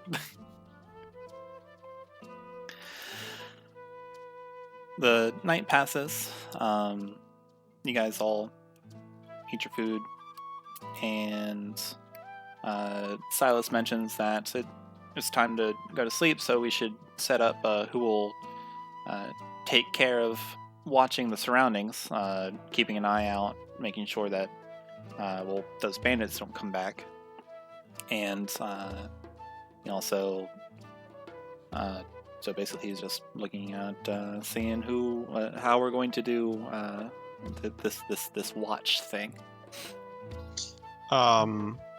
Sandwanderer sort of raises an arm and says, "I can do the watch." Oh, a volunteer! Excellent. Well, you'll take the first watch. I will do all of the watch. Perfect. And I lay down to sleep. This Since He notes that Silas has this like confused like kind of look on his face, and he goes, "I do not sleep as those of flesh and blood do. I can do the watch." Well, I suppose that makes quite a bit of sense. Okay, well, I place the sentry duty upon you, and my life is in your hands yet again. And he lays down to go to sleep. Curls up in a sleeping bag. Chromas is already asleep. Allister, are you doing anything throughout this evening? Or do you clunk out as well? Or do you read a book? Do I have a flask? You have a water skin. It has water in it. Nah, I choose a knockout. Okay. Clunk. Sandwanderer, you go into your inactive, motionless mode, where you are still able to gaze out and keep a vigil over the rest of your party. The night passes rather uneventful. You do hear... make a perception check. Okay. Character sheet open.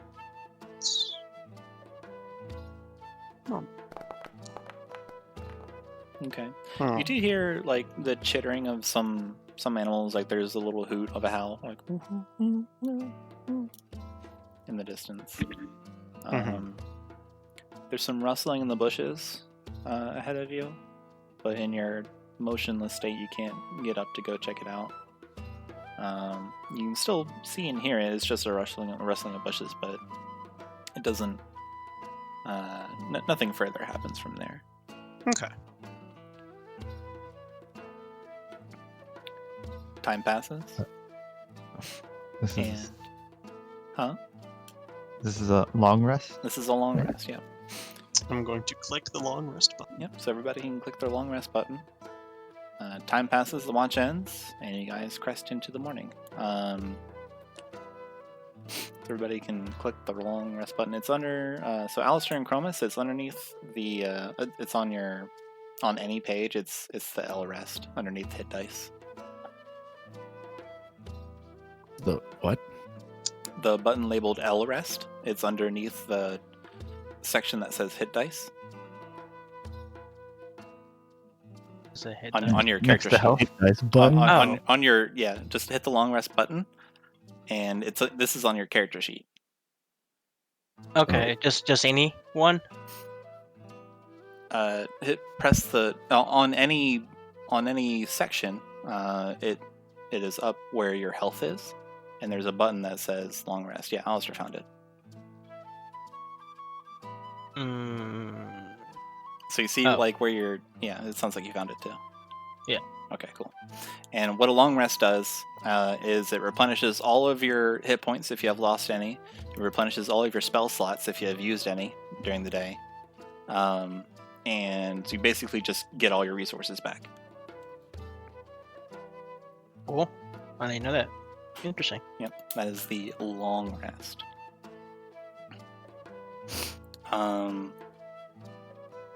So we awake, and Silas packs up everything, throws it on the wagon, and you guys resume your travel.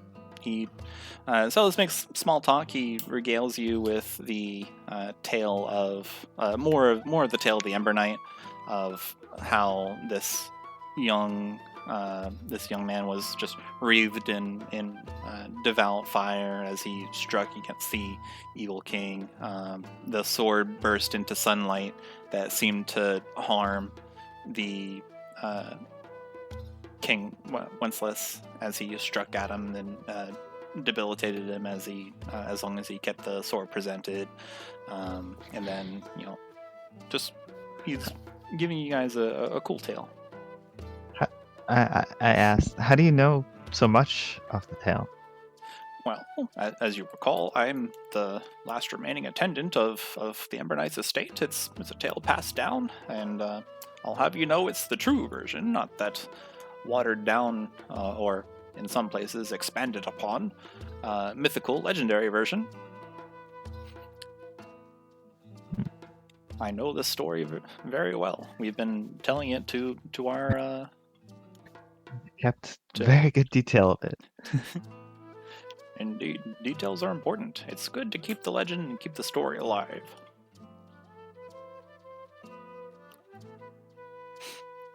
You guys crest a hill, and Silas points out, oh, there it is. This is where the tomb that I've been searching for so long is. So we'll be first moving through the cave, and then that will bring us to the chamber proper. Let's get a move on, shall we? Okay. So he brings you to this cave front, and let me place your tokens here, so that way you can see when you get here.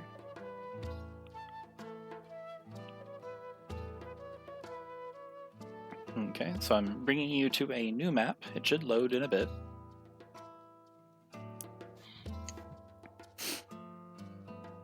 Let me know if it did not load for anybody. I am in. I had to refresh. Mine loaded like a quarter of the screen. Okay. You're only gonna get like a little bit, but Oh, I am? Oh, okay. it's just what we can see. Yeah, it's just what you can see. Okay. Because there's walls and things that block your line of Yeah. sight. You can zoom out, and there's like actually a lot of just. Yeah, there's a huge map. It's just all Yeah. very invisible to us. Yeah, it's just gray squares. Okay. I was making sure they didn't like load improperly. Okay.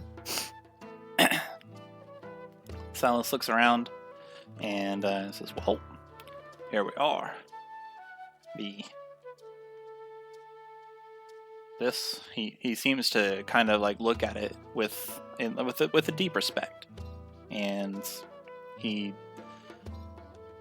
brushes himself off, puts the wagon to the side, kind of draws it around the tree, and ties the pack mule to the tree so that the mule doesn't run away. And he looks to the group, it's like, well, here we are at the tomb. This is the resting place of the beloved Ember Knight. Let's go in and retrieve this weapon, shall we? Sandwanderer sort of maybe not clears his throat. That's not the right thing, but there's sort of an analogous noise, machinery noise. Yeah, and goes, you mentioned an offering to the spirits? Indeed. Inside the tomb, there is an offering plate that you can place whatever that you have bought to show your respect for the spirits that are protecting this place. He withdraws just a nice little white flower, and shows off that I chose to bring this. I present. Oh, I pull out the plants. The plants. The Not plants. flowers. It's just plants. That I pulled out You very pull proudly. You pull out the marigold with a big smile on your face. I brought this. Absolutely. And there's like just the last bits of dirt that are clinging to it. Silas looks at it and then breaks out into a smile. It's like, indeed. You did bring that. This is me asking you, Excel. Yes. Did you have Silas say that he found this tomb? Just want to make sure I heard that correctly. He found it after many years of searching. He mentioned that he was able to find it now. He believes that it revealed itself when the omens and the signs that the evil king was returning. So he feels that he was able to find it just now because of the impending darkness. Perfect. Thank you.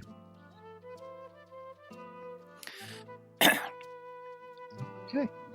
And he looks to you all. It's like, well, it might be a tight squeeze in there, but shall we? The cave seems to be collapsed in areas. I managed to peek in a little bit, but once we get into the actual tomb, it opens up a bit. Sandwanderer nods. All right. Well, shall Sort we? Let us Takes a depart. step towards the tomb. And it has been several days since I came by here. Just in case there is danger, we must all be ready for whatever lies ahead. How dark is it, like, in the cave? Like, can I see, like... Do you have dark vision? No. You cannot see. Right. Sandwanderer takes out a torch Okay. and lights it up with his tinderbox. Okay. I will give you a light. Let's see. Torches are 2040. There you go. Sandwanderer produces a torch from his pack, and then with a well, hold up. Oh, crap. Oh god! You're not Oh telling us? god! And What is this? Suddenly some casts fire. fireball. Yeah, apparently. What the heck? It's not. Wait, is Alright, that what everyone using a roll torch D6. does? It's not supposed to be a template. Apparently not. Don't worry about the template. Okay. You My bad. have a you have a light. Yes. Okay. Just currently you're in an illuminated area. So you're sure Hang on. that you're the only one who knows of this tomb? Well, I can't be sure anymore. It was empty when I first came, but who knows what could be in here now? Well, I guess we'll just find out. That, I guess, Noor follows. Okay. Silas looks to you, and he looks at Allister, bringing up the rear, and nods at him. Chromas has dark Um, vision, so he doesn't need a torch or anything. He just follows along.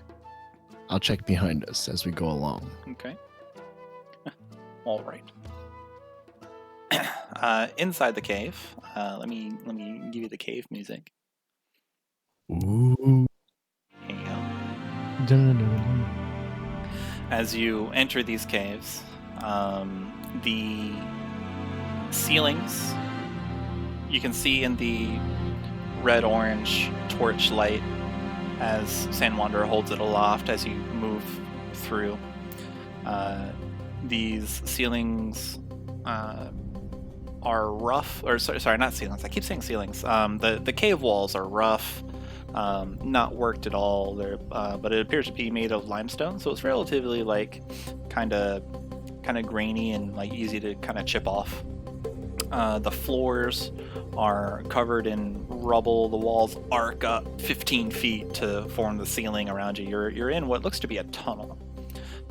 There's forks in the tunnel everywhere. It appears like as if the land has shifted to create this opening. Minor light filters in from the entrance, but otherwise the caves are dark, save the space that Sandwanderer is illuminating with his torch. You all move in with Allister heading up the rear, I believe you said, and immediately you are presented with a fork. You can see around it, and it's like, oh, one way's blocked. Yeah. There's like, there's a couple noises in the distance of sort of rocks falling, just collapsing against the limestone as the cave seems to shift slightly, or it just makes cave noises. Mm-hmm.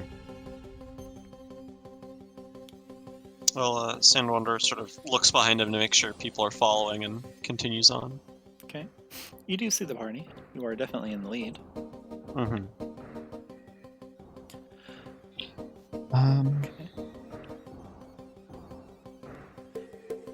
Sandwanderer, you move forward a bit more, and you find more rocks and rubble, where just parts of this cave appears to have collapsed or shifted. Pieces of the walls and ceilings have broken off. They're now on the ground. They do rise up a bit, perhaps about like shin height. It's easy enough to step over them. Bless you, whoever that was. I think it just sneezed. Sorry, I thought I had it on mute. It's all good. It's all good. Bus wrong button. So, like, to the left, there, or to, so here, I should say, Yeah. this is like navigable, and to the other side is like collapsed Yeah. You can. for the most part. Yeah. To the left, at this next fork, there's this rough, uneven terrain where part of the ceiling you can see has collapsed and fallen to the ground, where there's just rubble. It would be a little slow going over this, but it's definitely navigable. It'll just take perhaps a few extra seconds to pick your way without the rest of your group spraining an ankle and you twisting a joint. To your right, you can see that a large piece of the ceiling has crashed to the ground, and it nearly blocks off the passage, but you can just barely squeeze through to get to the other side. Sandwanderer sort of turns around and says, "Well,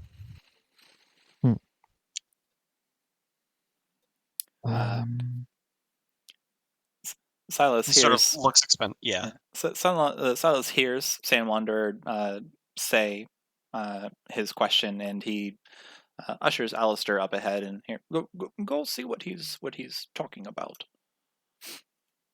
And then Allister, you can see Sandwanderer looking back and proposing to the group which way. Kind of, you get the idea that he's asking which way do we go. Yeah. We can maybe just move across slowly. Sandwanderer nods. It's certainly navigable. I'm just curious to see if anyone has any preference on direction. Silas, would you happen to know? If I remember correctly, I think it's. I think we don't stray from the straight path. I don't recall there being anything to the right, and you'll forgive my old man brain, but I do remember just going straight.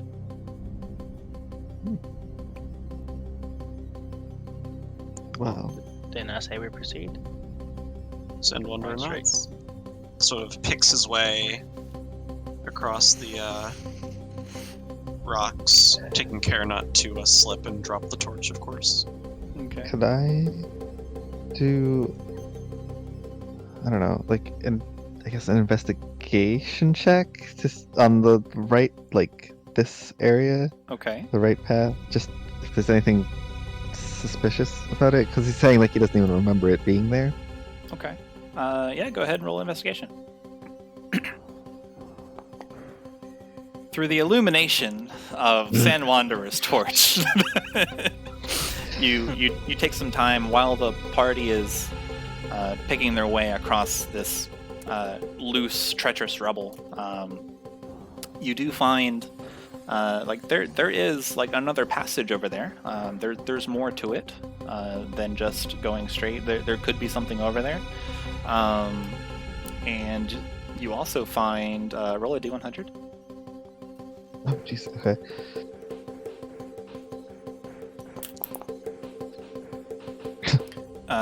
Let's see here. A 17. You find a hat. What kind of hat? It is a leather hat, brown in color. It has a belt buckle around it, and it has like a little dip in the middle where it's got the little boop boop. It's got a slightly wider brim. It's almost cowboy hattish. You find it in a puddle of water where the limestone is sort of like leaking groundwater. But strangely, the hat is completely dry. Oh. And it's not like covered in dirt or anything? Or like... Yeah, it is not muddy. It is not wet, even though you found it in a puddle of water. And like there's water dropping straight on it. It's just dry hat. So it seems like it would be placed there, or it got there recently. That's what I'm asking. Yes. That's suspicious. Well, first point of order, I put it on. Second... Bink! You guys turn around and see Noor just placing a hat she found off the ground on her head. Second, I turn to the rest of the party and say, I don't think we're alone. And pointing to the hat. Noor points to her hat, and she has a striking figure with it on, and it's quite a sight. A bird wearing a hat. That is a legitimate thing. I'm writing a hat in your inventory. Perfect.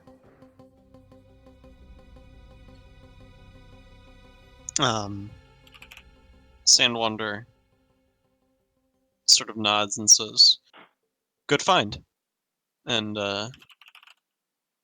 he's already sort of cleared the sort of difficult terrain. Okay. Sure. Chromas continues to go as well. All right. And should I just stay here and wait till the next turn, or should I just cross over? No, you can cross over. You can go wherever you want. Oh, okay. While I figure out why the music I think it keeps just... cutting out. Oh. Okay, I just figured it had like a long outro, which is nothing. It should be... Alright, I'm going to put rhythm in the... I'm going to put rhythm in the channel, so you'll adjust the robot's volume.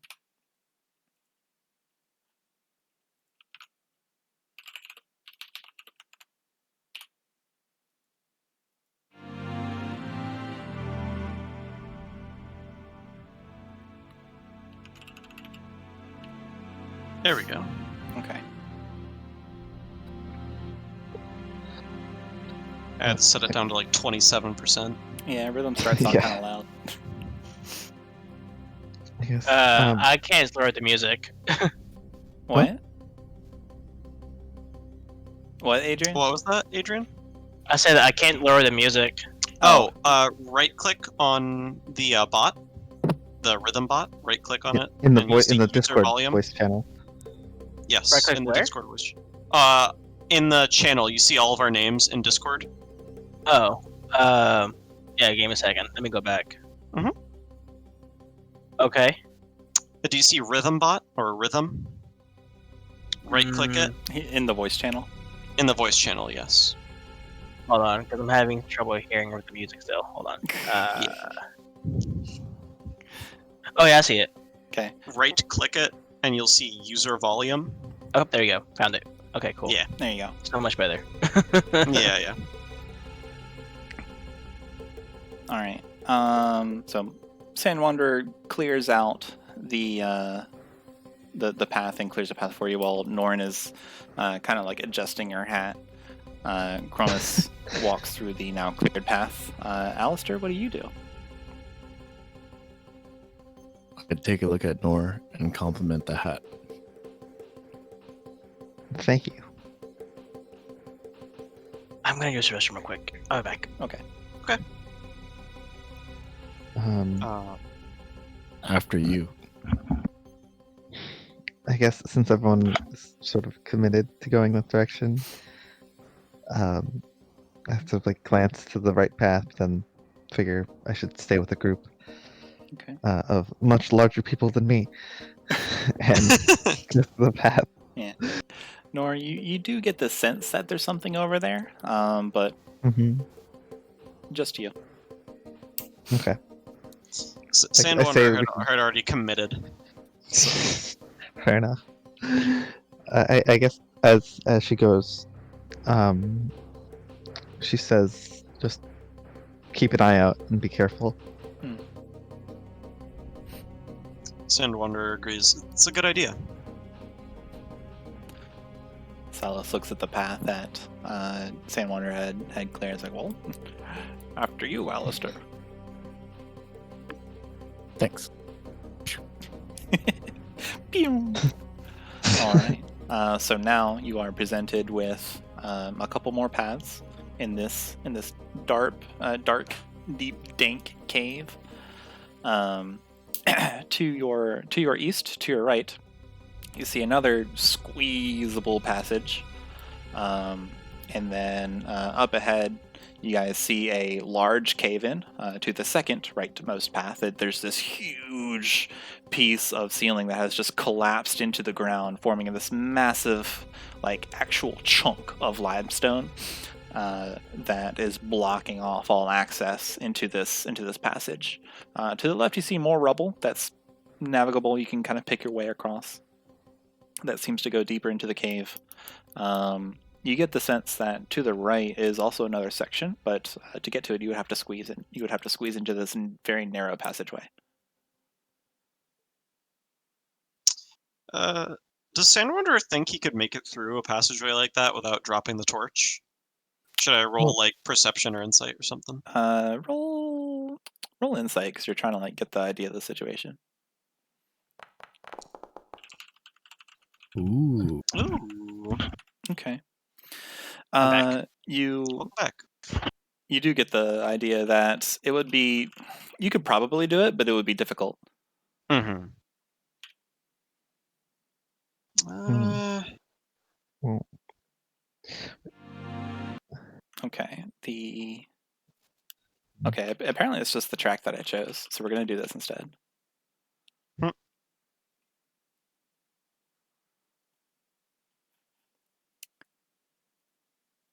Let's see here. How do I unjoin or unjoin? I think it just leaves after a little bit. The bot, that is. There we go.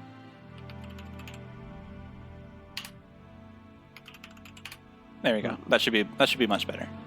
Okay, All right. Sorry about the interruption. Continue. that's fine. What do you guys do? so sorry. So the paths is this tight corridor. Mm-hmm. This is a cave in, Mm-hmm. and was there something here or? Yeah. Rubble, I believe. It's Okay. rubble similar to what you just traversed. Got it. Huh. So about my height, or half my height. Half your height, yes. It is half a Noor. You were able to make it past this last one without too much trouble because Sandwanderer had cleared it very helpfully. Yeah. Hmm. Sandwanderer's kind of he Well- thinks for a second and goes, Any suggestions? Hmm. We're deciding which path to take next. Yeah. Yes. Oh, okay. Let me just.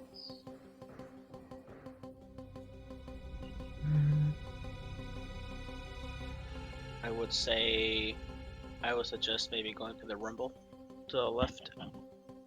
You think so? Okay. Well, I guess we could could we try and look over it? Because it's Yeah. just rubble. Look Try over the and rubble? look Yeah. over it Yeah, and see. You peer Take a through. look. Sandwanderer holds his torch above, kind of peer through. Noor, he's kind of like peek over. And in the dim light, you can see that you can see like a cave wall. It looks like there may be a path to the left. You can't really tell where it goes.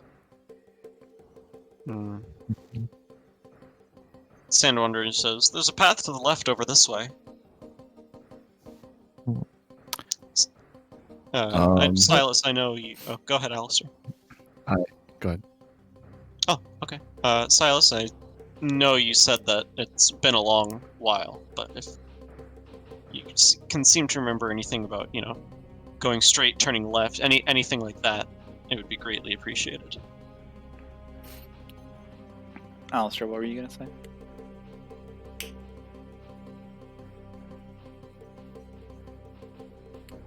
Aleister, did you have anything to chime in? Oh no, you can go ahead. Okay. Silas says, it is kind of fuzzy, and the run-in with Badness yesterday, but kind of garbled my memory, but I suppose I believe that this is the correct way, or it might be this way. He kind of turns back towards the squeeze and looks around it. He's got his hand pressed against the rock, trying to kind of peer through it, or it might be this way, or it could be over there. Well, nothing says we can't turn back. It's the wrong direction. Fair enough. And Sandwanderer sort of starts making his way through. Clearing away as much of the rubble as he can sort of manage Okay. comfortably as he goes. It takes you maybe 10 extra minutes to get through. During this, you do hear a rumble moving out through the cavern. Just like a... as if rock is shifting around.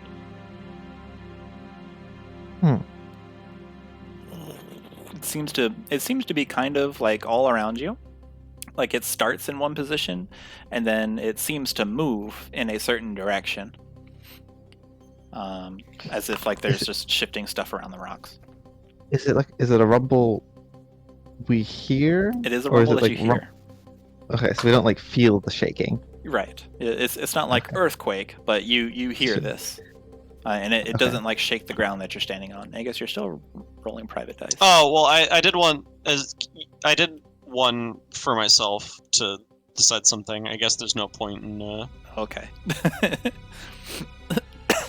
Excuse me. But yeah, I was just thinking how would Sandwanderer react to this, and I couldn't decide, so I did a wisdom check. Oh, okay.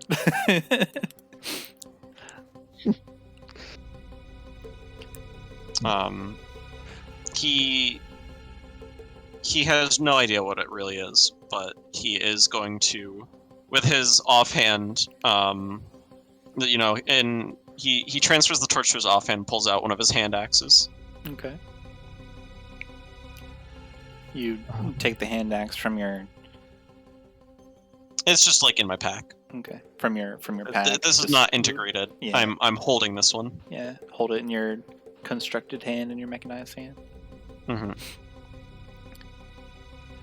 And going to continue sort of making my way into this little room. Follow up on the path that was cleared, or mostly kind of cleared away. Mm-hmm. Okay. Silas looks forward, watches you guys pass over, looks at the rest of the group, waiting for you guys to pass. before he makes his way over as well. Chromas proceeds with moving. Okay. Moving through this cleared bit is actually rather easy. Shoutouts to Sandwanderer, making sure that there's room for the group. Yeah. Silas also makes his way, picks his way over the rubble. You do see now that this leads a little further down. Yeah. And there is quite a bit of a cavernous tunnel. It seems to constrict a bit and get a little claustrophobic. Mhm. Silas looks around as well. This appears to be a long tunnel. I hear that rumbling. I definitely be ready for whatever lies ahead, just in case it's Yes. something untoward. It might Yes, even I am worried too. It might even be the cave collapsing, or shifting, or creating new tunnels. Wouldn't that be something? Yes, that would be something, wouldn't it? Sandwanderer says sort of like suspiciously. Yeah, monotone suspiciously. Okay, hang on, Sandwanderer. Sorry about that. Silas kind of moves up, trying to keep pace with the party. So, like, how are you? What is the order that you guys are marching in? I know what that means. Sandwanderer's definitely in front. It's just because this is a tight tunnel. It now matters a little bit. Yeah, Sandwanderer was definitely in front. He had the torch. Okay. So I have dark vision. I decided to go second so I can see further. I think the torch only lights up 40 feet, I think. Yep. So you can Dark see vision. slightly beyond the torch. Yeah, dark vision does 60 feet, so. And then, how are you proceeding down this tunnel? Are we just kind of like trucking? Just okay, let's go to the tomb. Sandwanderer's like kind of. He's being cautious, like if there's a corner or some like crevice, or like if it opens up and you can't really see past the corner of the wall, really. Okay. He's kind of cautiously moving through, but he's not like going super slow either. Okay. It is true. Like the corner kind of opens up and you can't really see through it. It seems to take a turn to the right. Go ahead and make a perception check. Okay.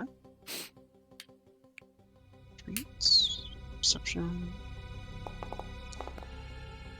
Okay. You see the rough wall of the limestone.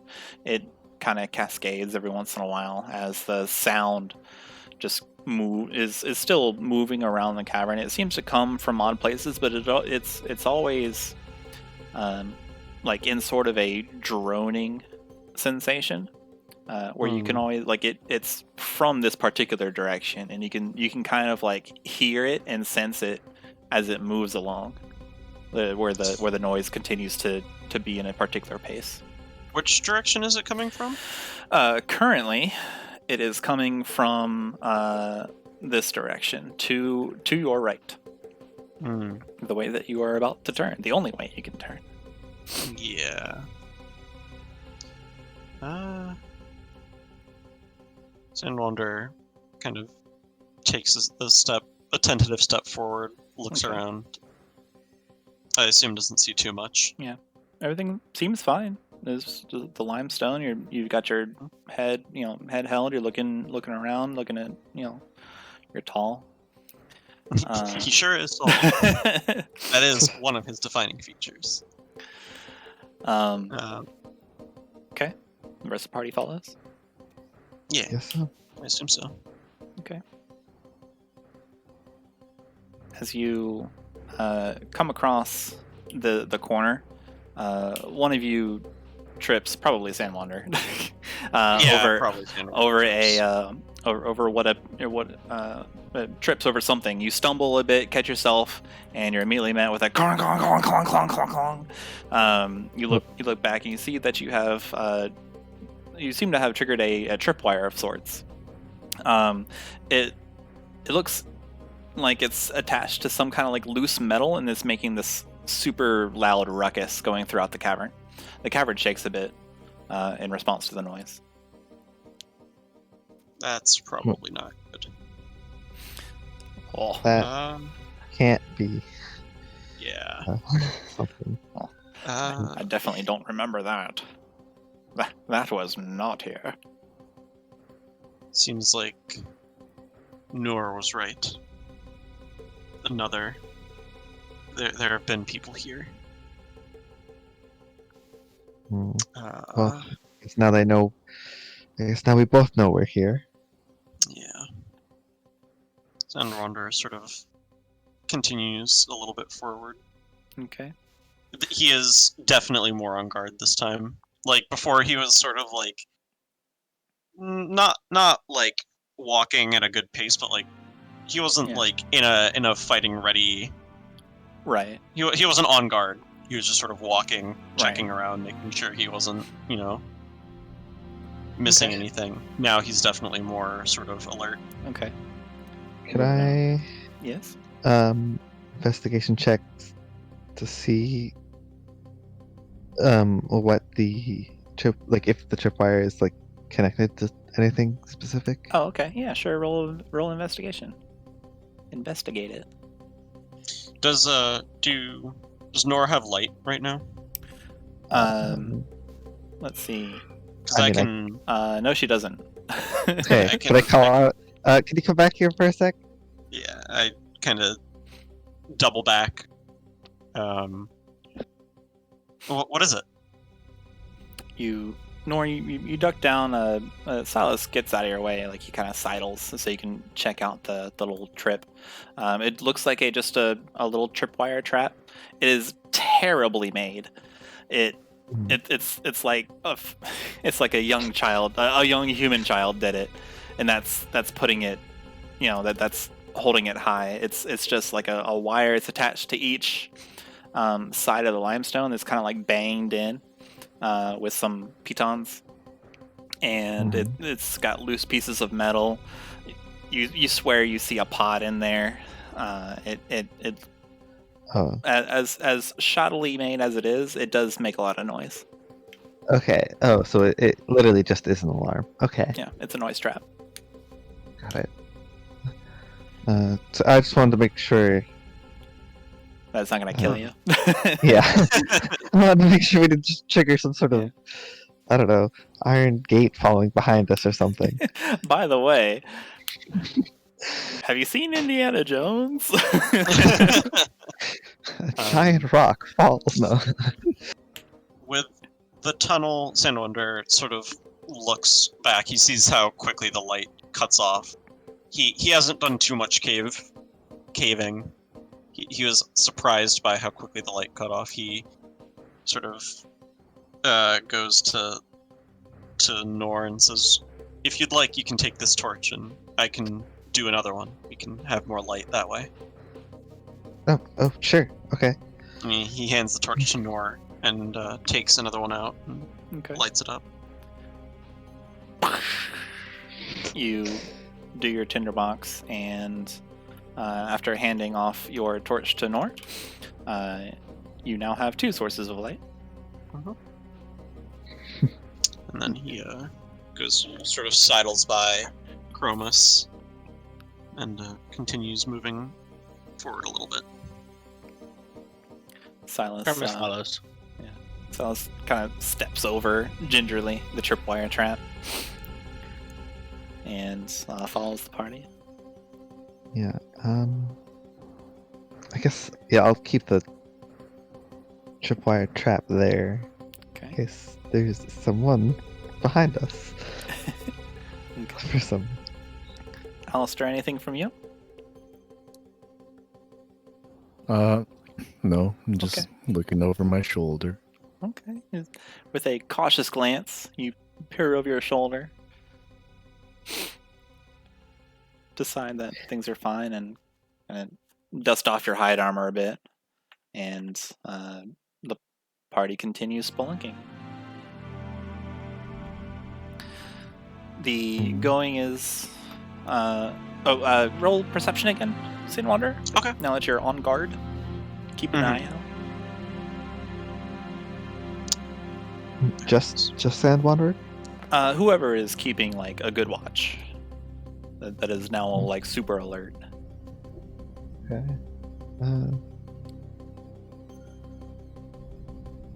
Well, I'd definitely say Noor is alert. Noor is now alerted. Perception, right? Yes. Okay. Noor, it's dark in here. That's a very bird observation, I feel like. It's very dark. It is very slight. Okay. Sandwanderer got a 14. Yeah. So as you move forward, you can see there's a shift in the limestone. As you the walls, you kind of trace your fingers on the rough limestone wall as you're moving through this cave. You can see that up ahead, the color is different on the wall. It is now sort of like a rusty green color ahead of you, and it appears to be less rough and more constructed. Sandwanderer sort of holds out an arm to slow the group, let everyone catch up. And looks back to Silas and sort of, maybe not like whispering, but he's sort of quietly like, the walls change. They're more greenish. Does that ring a bell? Oh, yes. That must be the beginning of the tomb. It's Sandwanderer nods. It's made out of well, not made out of, that's a little awkward to say. That it's constructed from a particular type of rock. It was chlorite that it was constructed from.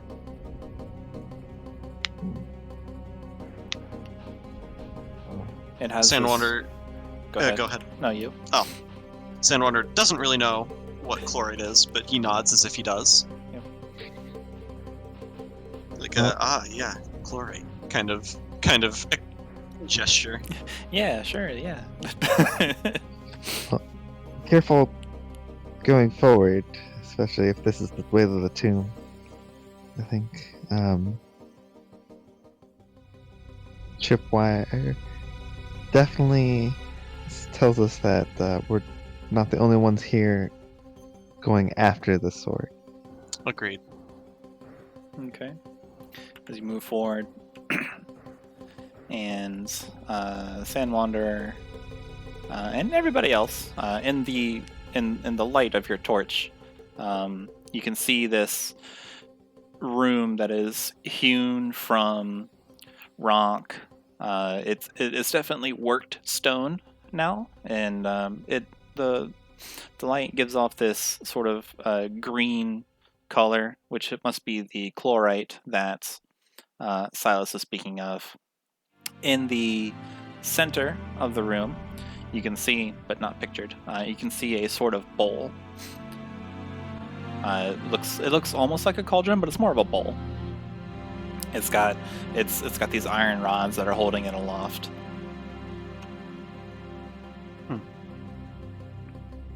A place for the offering, perchance?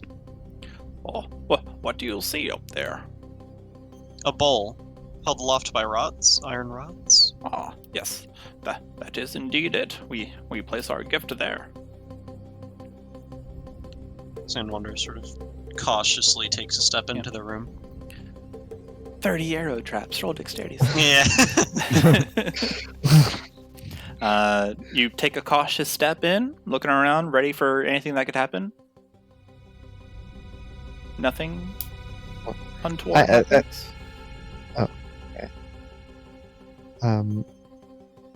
As we enter the area, You said as you enter the area? Yeah. Okay. Or I guess like as we general group, or are we entering yet? Sandwanderer is currently in front. He's blocking you. Oh, is it that? Okay. Can like, is this standable area, That's fine, or is yeah. this? Yeah, that's Okay, fine. cool. Okay. So the party enters the room. Chromas Okay. offers to use a spell to move the offering from our location straight to the bowl, if he likes. What? Sandwanderer, like a mage hand to Oh. do it just in case it's trapped or something. Yeah, I assume. in case something happens. Well, Sure. I suppose you can, but I Sorry, continue. I suppose you can, but I don't imagine it would be trapped. This is a special bowl, of course, but here you are. And Silas gives you his white flower. I guess I give him my marigold. Chromas just thinks it might be a good idea, especially if we're not alone. Do I just roll? No, you don't need to roll. Just tell me what you're doing with Mage Hand. Okay. With my, I levitate the flower and move it to the bowl. Okay. So you whisper your incantation, just pss, pss, pss, pss, and you create this this phantasmal hand that everyone places their offerings in, and it grasps them. You direct the hand, it levitates, holding all the items, and it drops them into the bowl. Just the flowers plop down, and the other offerings are now there. For a moment, nothing happens.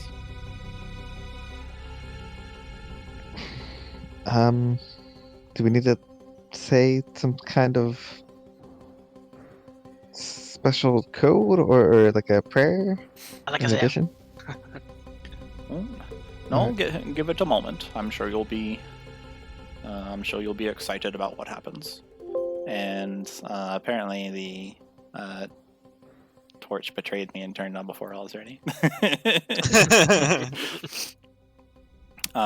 With a whoosh, the walls kind of light up and move light all around. It's this this radiant yellow light as Silas steps forward with a smile on his face, looking around at the walls, and you can see that these walls have murals etched on them.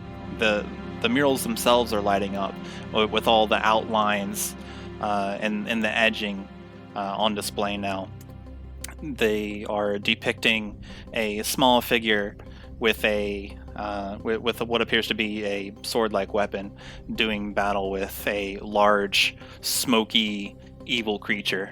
The murals go on, and they depict various stages of the battle. On one side, on the other side, it depicts the land returning back to its normal state, and just a triumphant pose of this little stick figure as there's like this radiant aura around him. Sandwanderer sort of lightly, he walks over to one of the murals and sort of like lightly traces a finger across it, you know, admiring the craftsmanship, the artistry on display. Yes, this is it. This is the tale of the Embermind. Noor kind of like how do you say it? Like just sort of like a exhale of being impressed. There's a word for that, but I don't know right now. Failing. Sort of like a gasp in awe. Yeah, more of like not like a not like a sharp gasp. Yeah, kind of like a gasp, but ah. Yeah, exactly. I get you. Just like a vocalization, I suppose. Yeah. Just kind of like wowed and impressed by both the cave, or the torches lighting up, as well as the actual art. Mm-hmm. Mm-hmm. Silas smiles. He's got like this kind of like lost in the past look on his face. He's just got this big smile. His shock white hair that's slicked back, that just kind of illuminated in the radiance. He's looking around. Ah, yes. He blinks a couple times. This is our legacy. Well, as you can see, obviously, the legends and myths are true. There's no greater proof here than here. Sandwanderer sort of Indeed. continues Yeah. forward. There's it's a strange clash of yellow against the green worked stone, but it is nice, and the murals are finely crafted. Looks like someone definitely took some care into these. Mhm. And Silas nods and says, "Well, it couldn't be far now. I haven't particularly ventured much far past this room. There's another chamber on the other side of this door here, and it's an easy enough door to open. It's just a little stone wall you just kind of push, and once we are in there, we can turn left, and then there's another collapsed tunnel that leads into the next part.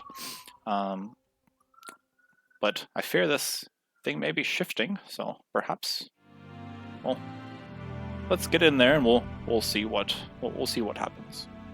Okay, shifting. Huh? Shifting. Sandwanderer sort Lock of that door. shakes his head a bit. He walks over to the wall where Silas indicated, sort of runs his hand across it and looks back at everyone else to make sure that they're ready to go. Mm. And sort of pushes towards it. Okay. Anyone else want to do something before or as you enter this room? I mean, Noor just nods as Sandwanderer looks back. Chromas just dabs and says, "Let's do this."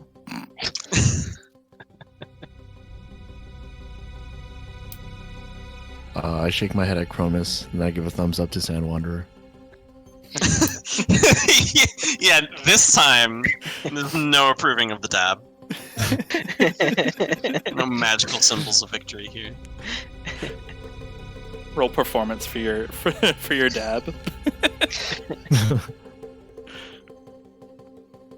I'm gonna do it.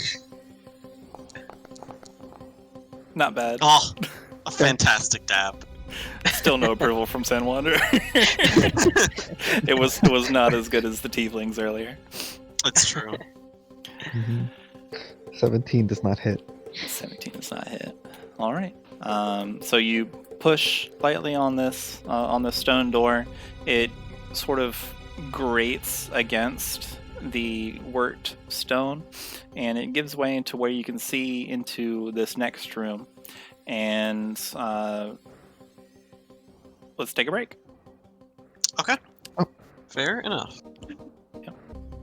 All right. So, Sandwanderer, you push forward with your group in tow, and you slowly open the door into this area, and you are immediately observant that it is lit. Oh yeah, there you go. It is lit. There appears to be a small fire burning in the center of this room. It is a weirdly shaped room. It kind of like goes into other areas that look like they might have a stone door, similar to the one that you just opened. This room also has around the little campfire, it has some bedrolls that look like they're having just a serious case of rot in the bedroll. Clearly, someone It's been a while, huh? or something lives or has lived here.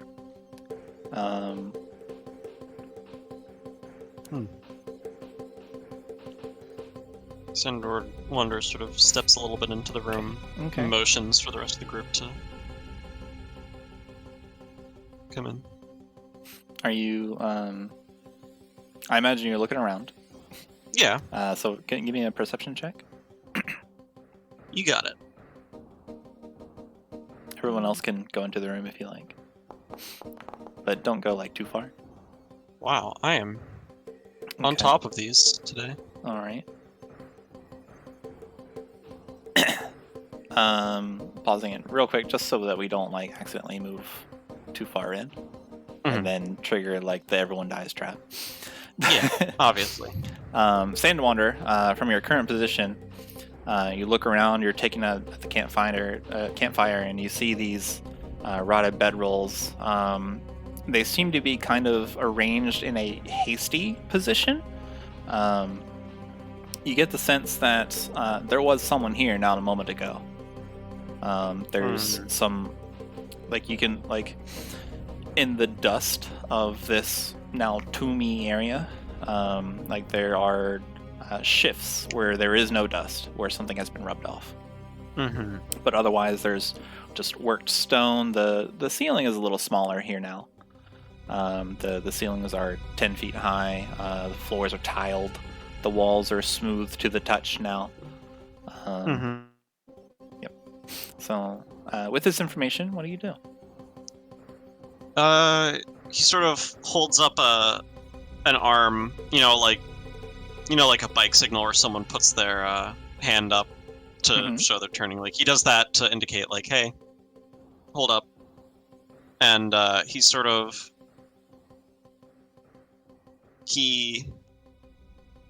quietly, like, I think someone was here very, very recently. Like, sort of quietly. Hmm. Do sort of- Warforged smell? Like, do you have a sense of smell? I don't believe so. Do you have a let's say no. Do you have a Let's say Sandwanderer. Do you have a sensor that triggers smell? Sandwanderer specifically Okay. does not. Okay. Can I cast detect magic? You sure can. Actually, what? You take your little taloned hand and flap it a little bit, and the detect magic spell fires off. The first thing you notice is that there's something magical right above your head, and you look around, kind of focusing your gaze. There's some magic behind you, presumably the mural walls, and so yeah, there's magic directly above you, but otherwise, nothing seems to trigger. Nothing seems to go off, and nothing is illuminated in that mystical aura. Okay. Well, except for Allister's halberd. Allister's halberd does have a simple sheen That's over it. Oh, I mean, that's his problem. You've got your own problems to worry about in regards to that. Just the way of the Warlock. Okay, so like when I look up, it's in like in the ceiling. You said. You turn your gaze upward, and you sense no magic upward now. But you sense that it's still, but you sense that it's still like it's kind of behind you now. Oh, that's annoying. Okay.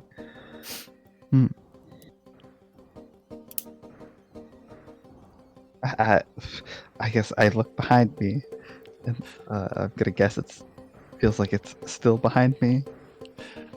You look behind you. You see Silas. He smiles and waves. And then he resumes to like his cautious expression, like looking out, making sure that you guys are okay, and like he looks behind you guys. The sensation of magic is now above your head. I'm imagining,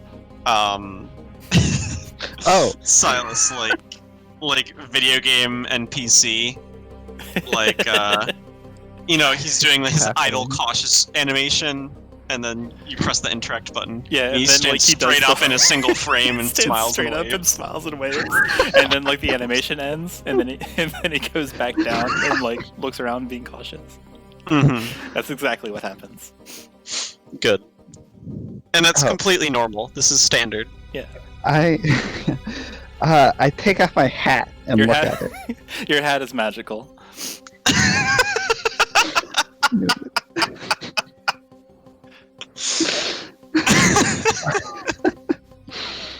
There is something about this hat that gives off a sheen of a mystical aura that your detect magic picks up. This hat, no doubt about it, is magical. Would I be able to tell what type of magic? I think that's a thing. You can under normal circumstances, but the traces of magic within this item are so faint they don't really conform to a particular school that is able to be made out. It's not strong enough. It has some sort of enchantment, obviously, because it shows up on detect magic, but it's not like something large enough that would be a blip on a radar. Not something like not something big enough. Okay. I say so to the party.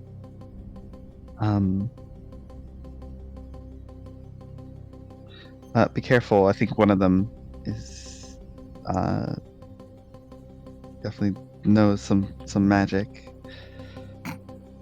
Not just dealing with some regular thugs this time around.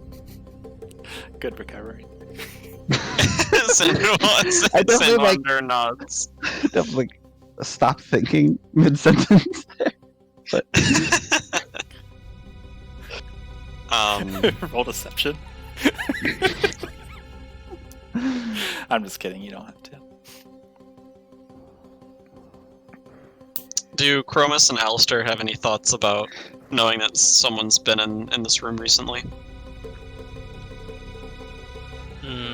Not just us. This isn't another Noor situation, but Sandwanderer has found some evidence that someone has arranged this room. Not necessarily, other than we should just be extra careful. Sandwanderer shrugs and yeah, that makes sense.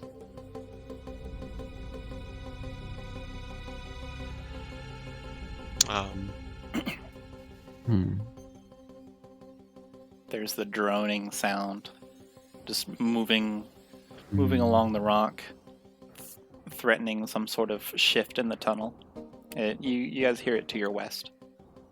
Okay. Everybody, since everybody's clearly paying attention now, everybody roll perception. Okay.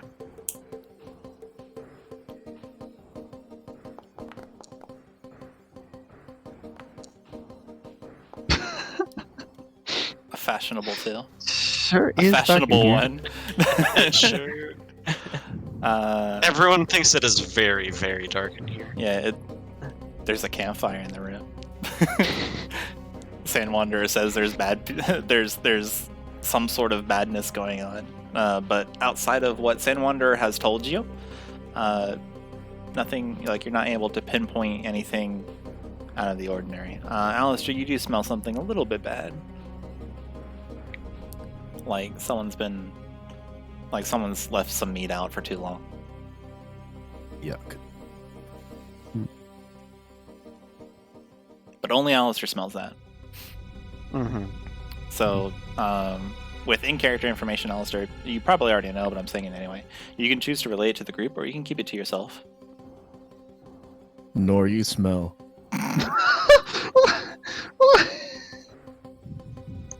These other two cannot smell like this. It has to be you. I start birds. What do you have to say for yourself?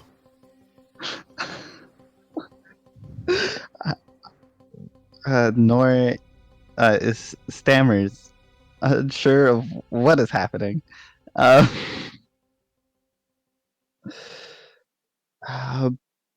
Sandwanderer sort of Sorry? chimes in.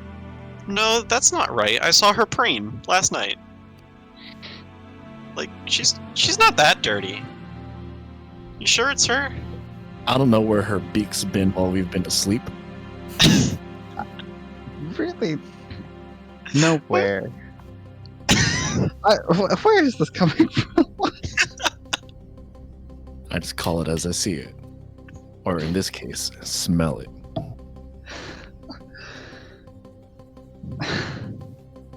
You're a very strange person. As punishment, you must keep on your highest alertness as we travel.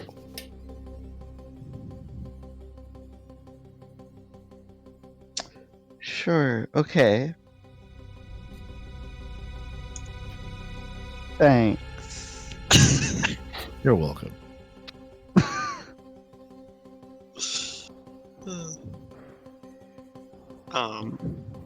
Alistair folds his arms triumphantly as he doles out your punishment. Yeah. Conversation 1. Allister was the victor. Get owned. God. I guess Okay. I'm just a corn cob. Anyways.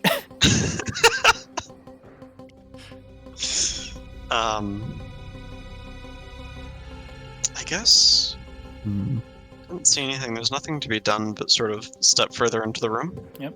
You can step further into the room. The game is currently paused. The game is indeed paused. You can step further in the room you can see the two stone doors at the end. Step forward, maybe deciding to seek out what may be over there. As you take one more step forward, a goblin rolls out, leaps out, and says, "Ha! Gotcha!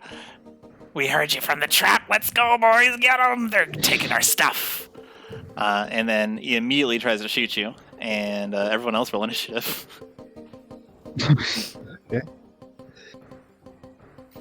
Oh yeah, and remember you've got to put yourself into the combat state. Yep. By right-clicking on your character, then the Apparently, Bottom you icon. don't. I think. What?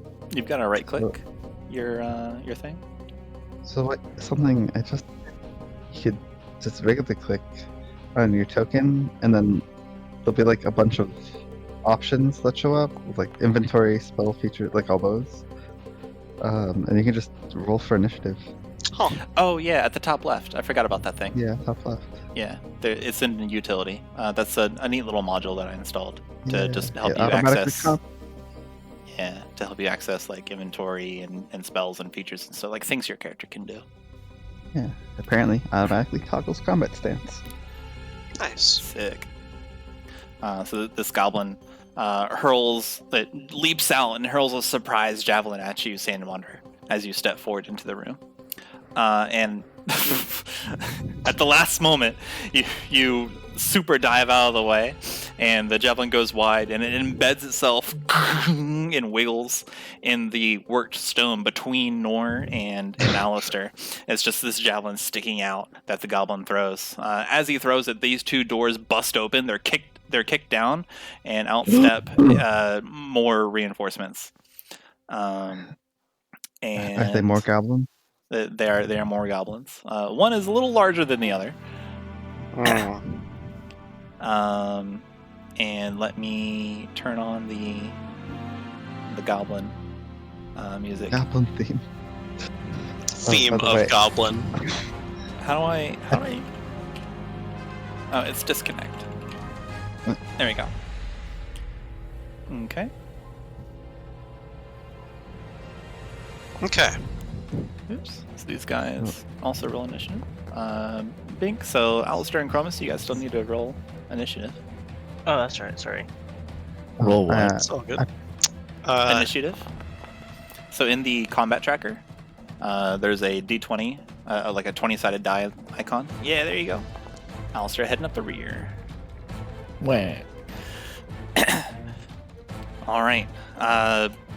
As this javelin is thrown at Sandwanderer and these goblins make themselves known, Chromas, you can currently see all three of them as two stone doors. I keep saying storm door. Storm door. As these two stone doors are kicked down and more goblins enter the room, you immediately leap into action and you do what? I move more to... No. Actually, no. Chromas casts a spell of the Agonizar Scorcher. You can move and take an action on the same Yeah. turn in whatever Okay. order if you did want to move. Okay. That would be advisable in the situations that you don't scorch your own teammate. Yeah, I wasn't sure if I can move or not, so... Yeah, you I can- didn't want. yeah, Go ahead. You can always move. Okay. Unless Try not to otherwise be stated. in the- You can always move.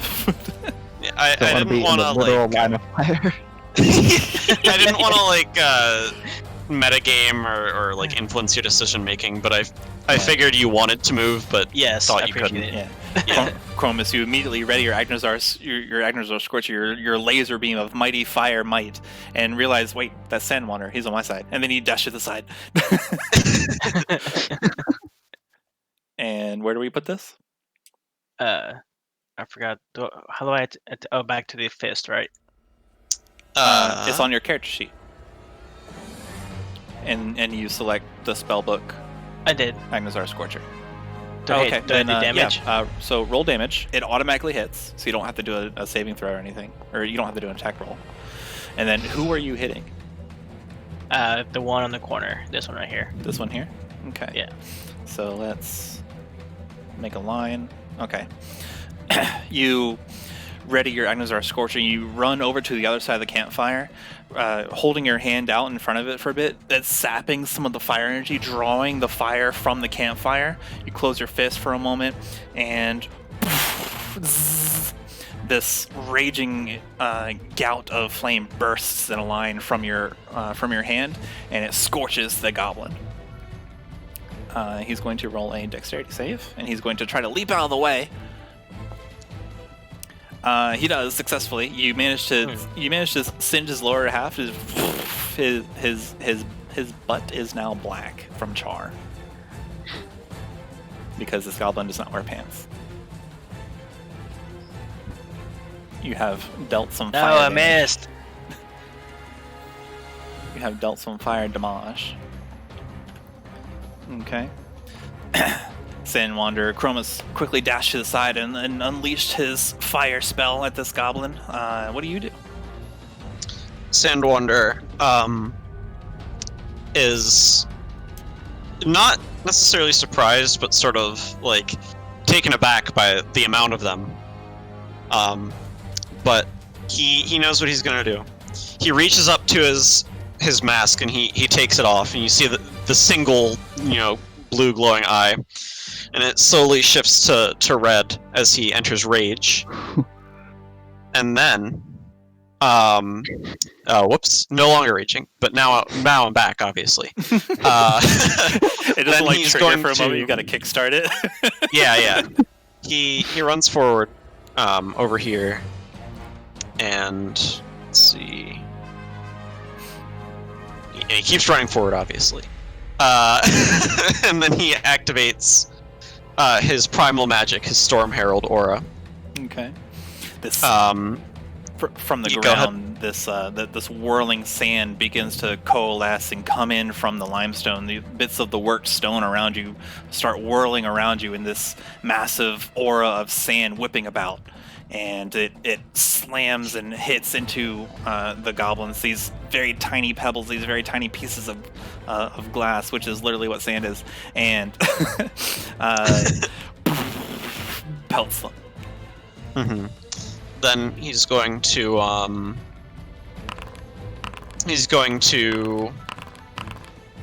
take his hand axe, which is what he had in his hand already.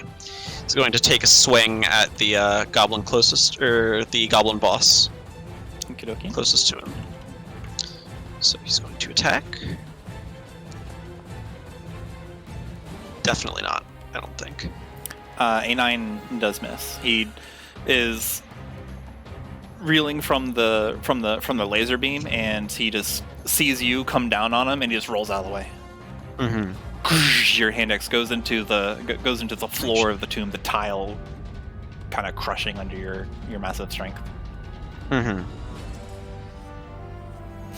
Does that complete your turn? He's Yes. really good dodging. He sure is. This goblin is going to stand in the doorway. He's going to aim his short bow at Chromas Maximus. He's going to yell, fire! Fire! Kill the fire! And he's going to let loose a short bow arrow. And it goes wide. Noor, on the other side of you, is now an arrow sticking out of the wall of the tomb. I'm like still looking at the chaplain. I'm like, oh, God. What? Then all of a sudden, what? And seeing that he missed, he's going to duck back further in the room and make himself scarce. Huh. He's going to attempt to hide. Why does it say Min's sheet? You are Noor. Oh, what? It changed. I changed that Noor. specifically. I know I changed that at the beginning of this. I don't know why it would have. Hang on, I got you. Noor. Min's sheet update. Oh, looks like you just changed it now. No, I didn't do anything. Are you still Min's sheet? You are still Min's On my sheet. on my screen, yeah. And now it's just still Allister's sheet. Why? Alright, I got it. I fixed it. Update combatant. This is Allister. Boop. And then this is Noor. I figured out why, and that shouldn't happen anymore. Oh, okay. So, sorry about that. Noor, you are up next. You see this goblin kind of like shoot this arrow. You look over where it came from, and this goblin is stuck behind, and there's all the other stuff going down. The goblin is going to attempt to hide. Oh. Out of my view. What? Was that the goblin's attempt to hide? That's the goblin's attempt to hide. You do not see this goblin. Sorry. From your current position, he has ducked off. You can kind of gather where he went, but currently he is he has successfully evaded your sight. Okay. Hold on. Let me just. I want to read something. Okay, and then Allister, that you're is- after Noor, so be ready. A lot lower range. Okay. Excel, do you know off the top of your head if unsheathing a weapon would be considered a full action? No, it's not a full action. It's a use an object. You get one of those. Okay, cool. For free.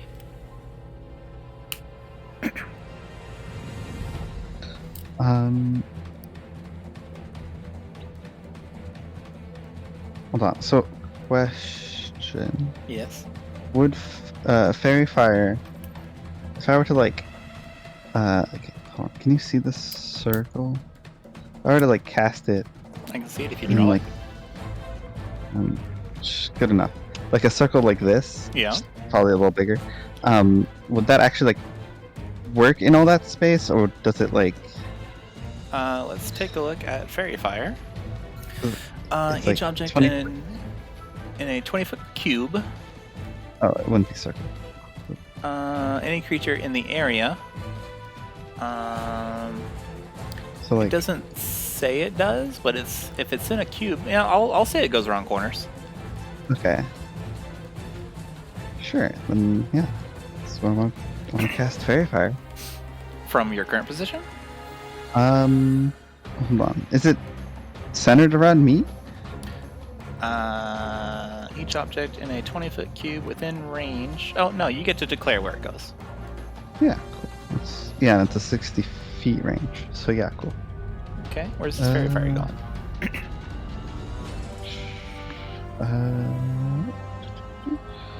Oh, it is. It's definitely smaller than I thought it would be. 20 feet is not large. Yeah. Okay, then never mind. That's way smaller than I thought. Ignore that. I don't know how to delete that. There should be an icon, or like that you can click on. Like, Oh, I have the wrong. Yeah, I see it. No, that's a I door. see you drawing all those circles over there, Alistair.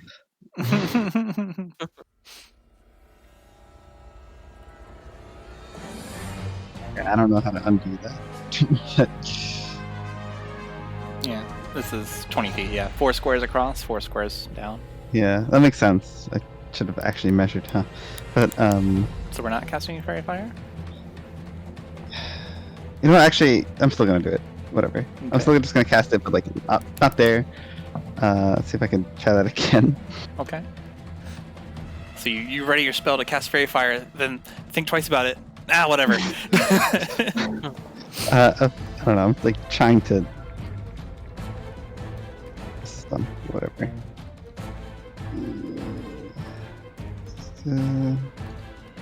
Actually, try this again. Moving like there, I guess. Right? Okay. That makes more sense. So you cast I'm the assuming fairy that's fire like up where he is. there. Okay. Yeah. I'll say you saw where he went, and you would assume that he's a little further back. So I'm going to move it Okay. for you because your character would know. Thank you.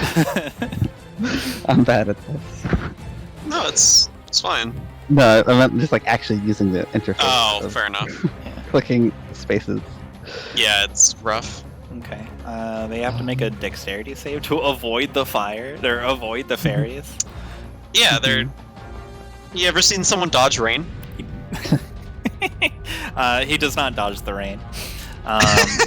So As it turns out. you throw a fairy fire spell into that room, and it expands, and the goblin is now lit in a nice little. What color?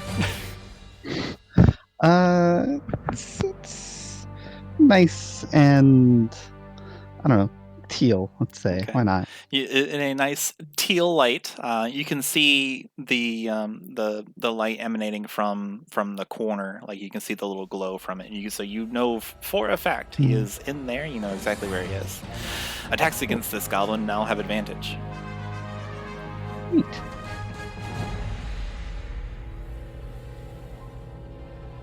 Okay. And I move out of the sandwich of different projectiles. Just slightly also to have a body in front of me. Okay. Chromas, you feel the pudgy bird just kind of like duck behind you and peek around your waist. I look behind, kind of confused, but just turns back around. Don't worry about it. Let's see, the hobgoblin, his longsword already unsheathed, yells and cackles, and goes and swings his longsword at Sandwanderer. 18, I believe that connects. Yes, that hits. Rah! Die! And he imposes his martial advantage on you. He's going to do the longsword damage in an extra 2d6. He does 15 to you, halved to 7. Yes. I'm just gonna notate that myself because I'm too lazy to do it for both. So. So you take 7 slashing damage. The hobgoblin slices into your constructed form with his longsword and sort of pushes down harder, forcing the longsword to cut more into the gash, and then wrenches it out. He's got this Just kind of an ugly mechanical like squealing noise. Yeah. Like something obviously happened that should not have ever happened to this person. And then this goblin is going to scramble next to the hobgoblin and say, "There, go get him! Yes!" And he's going to hit with his scimitar. Oh, Ooh. yes, that hits. Okay. Oh, he got a clean 6. 8 Wow. reduced by half to 4. Oh no. And then he's going to nimble escape and then dash into this room. Okay. Go get him! Allister, you're up.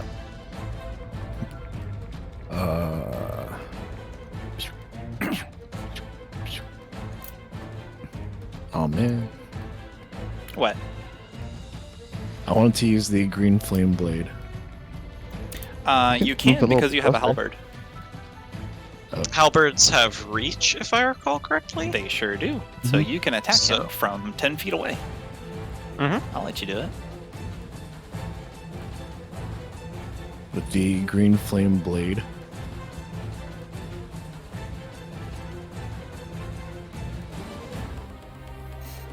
Okay. So if you find the... Yeah, there we go. Yeah. So let's see here. You use a spell's casting, make a melee attack with it. Okay, so also pull up your halberd.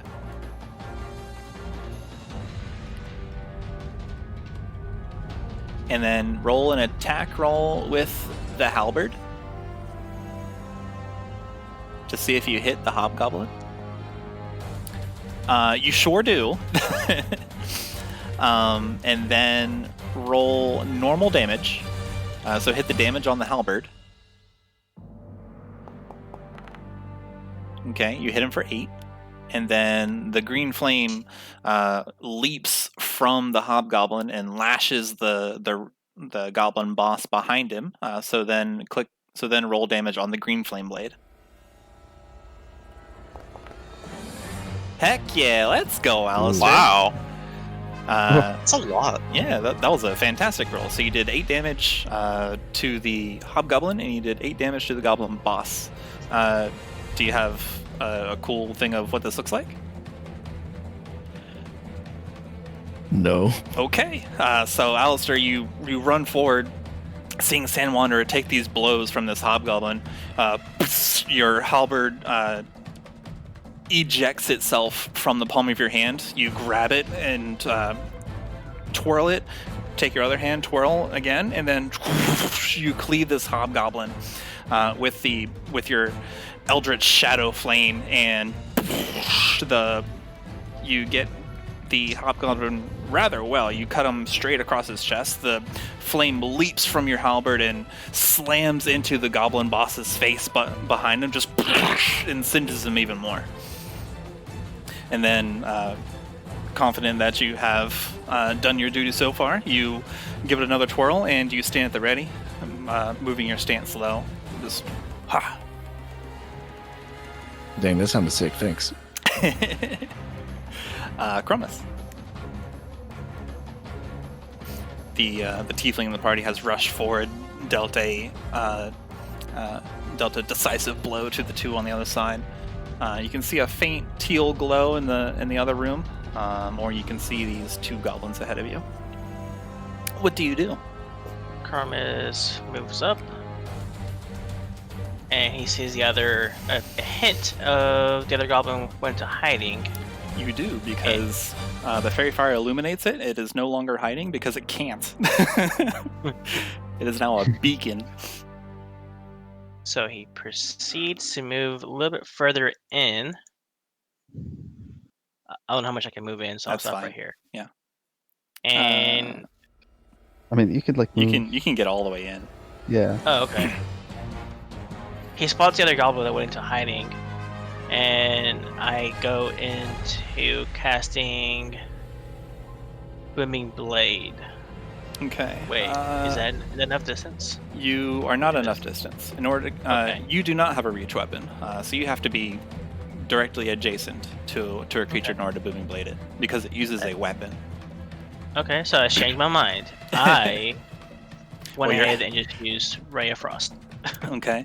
You run up, taking your dagger out and saying, I don't have enough time, and then instead of you, from your dagger, you shift hands, move it over to your other hand, and you whip up a lovely beam of sort of like blue-white light, and you fling it towards the goblin.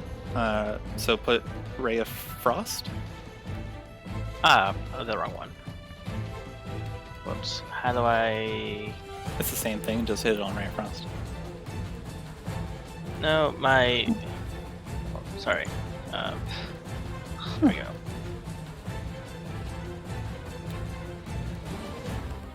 There you go. And then do your attack roll with advantage.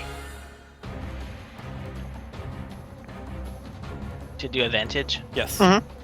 It you have advantage because it is illuminated by fairy fire, placed there by your companion Noor. So it is just this beacon of opportunity. Okay. And Yep. So click attack, and then instead of clicking on normal, you click advantage. Okay. and what that does is it rolls 2 of them, You and pick the you, highest. but you roll the identical number on each one. Sometimes it doesn't Amazing. matter. Yeah. All right. So you fling this beam of blue-white light at the goblin, and you definitely hit him with a fairy fire. Like clues your beam into him. So go ahead and roll damage.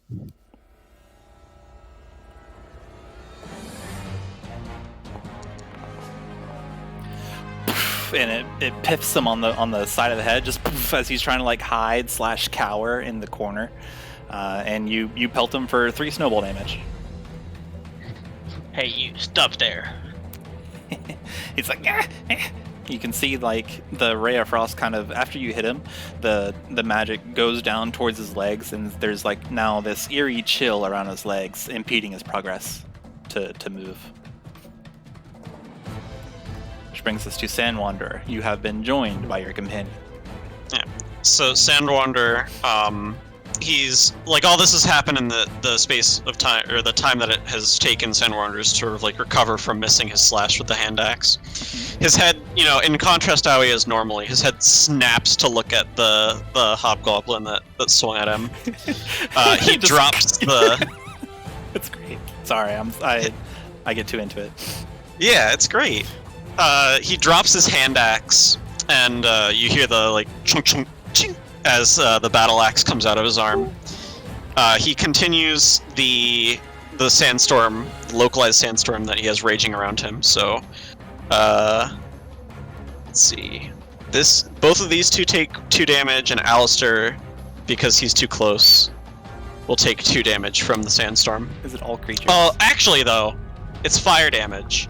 So Aleister only takes 1. This is synergy if I ever heard it. Yeah. Then I'm going to take a swing at the Okay, it's all creatures. at the goblin closest to me. Okay, so Allister, I'm deducting 1 point of damage. You have 23 health points left. I assume a 20 hits. A 20 definitely hits. Normal. Why are you so strong? Because I'm a barbarian. I'm raged. I gotta go. We gotta go. We got stuff to do. You deal 14 points of slashing damage to this hobgoblin, and you nearly take his entire HP out. Okay. Like his entire starting HP out. Oh, he's dead? He's hella dead. Okay, so, the sandstorm whips up, and the goblin loses sight for a brief moment of Sandwanderer, covering his eyes like, can't see. And Sandwanderer takes that time, sort of like rushes in, does like a diagonal arc from, bottom left to top right, and just like cuts him open. Okay. His guts spill everywhere. It's this bloody mess of awfulness. It's a stark contrast to the green that the stone is, that the room you're in is made out of. It adds to the terrible smell. If only you could smell it. Yeah. That's why he can't smell. Clearly. It's because he's a barbarian. The goblin boss behind him looks a little disgusted, but he's like, speaking of this goblin is going to run up and get his retribution on Chromas Maximus by striking him with his scimitar. An 8? I'm pretty sure an 8 misses. And misses horribly. And then he's just going swiftly move to the side. Whoosh, the scimitar only hits air as you definitely move to the side. He's gonna look at his scimitar, look at you, bare his teeth. Don't mess with me. I've got magic too. Noor, it's your turn. Oh, do you? Cast Eldritch Blast at him.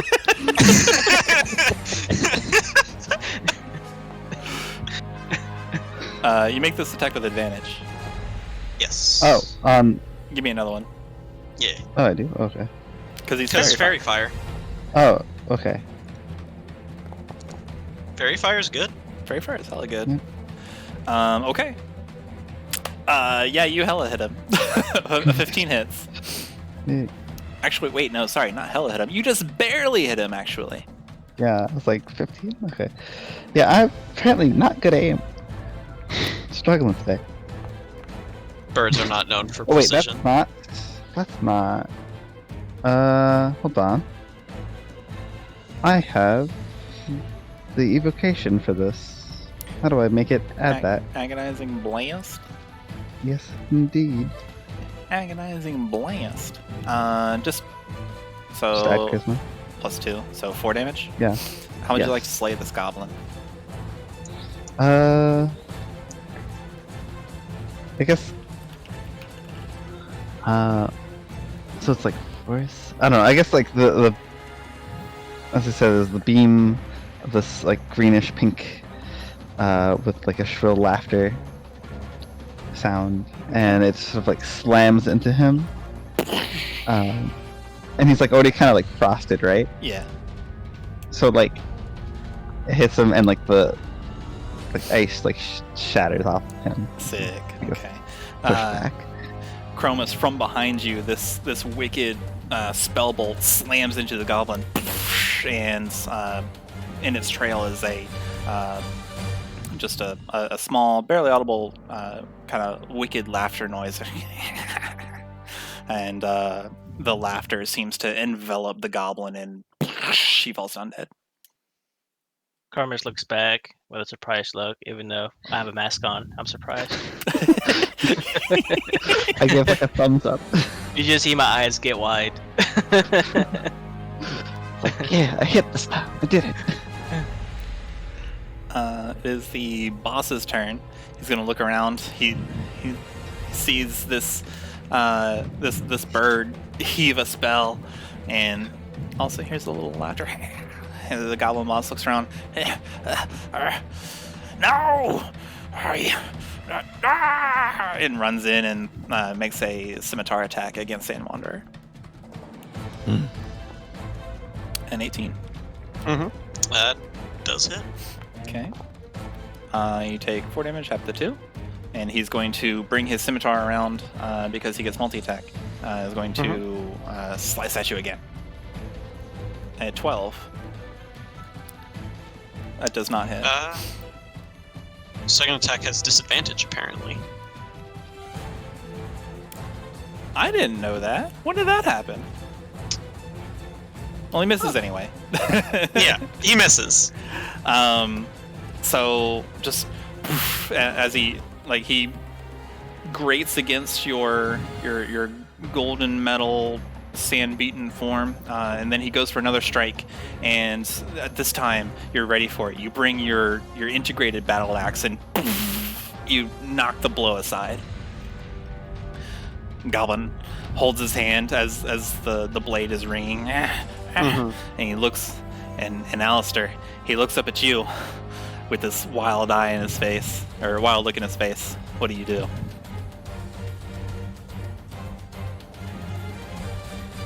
Like, it's my turn now, right? Yes. Yes. That was the segue. I'm sorry. It's all good. You're good. You're good. I'll attack him with my halberd. Heck yeah. Please hit him. Mess. I him want you to hit up. him. 13, I think that actually misses. A 13 does miss. Unfortunate. Luck. Okay. Alistair, you twirl the halberd, and then you go for a diagonal downward strike. The way he's holding it, when Sandwanderer goes to deflect the goblin's blow, it kind of throws off your aim a bit, and you misjudge for just a second, and you cleave part of the tomb open. So like you just take out a chunk of the worked stone. It clatters to the floor with a rock noise. Chromas Maximus. I move back down the main room. Okay. Oh, that's too many. Too many? You can move 30 feet. So you here, and then you can I should get like measure. here. Okay, that's fine. Yeah, you get 6 squares. It's not like 30 feet from there. You have to be able to traverse the area. So yeah, you can get where you're at. Okay. Chromas casts another spell, but this time just magic missiles. Magic missile. Not leaving things to chance. You know that magic missile is always your super reliable spell. You take out your dart, fan it into 3 more, and send them all at the goblin boss. dose. All right. How would you like to end combat?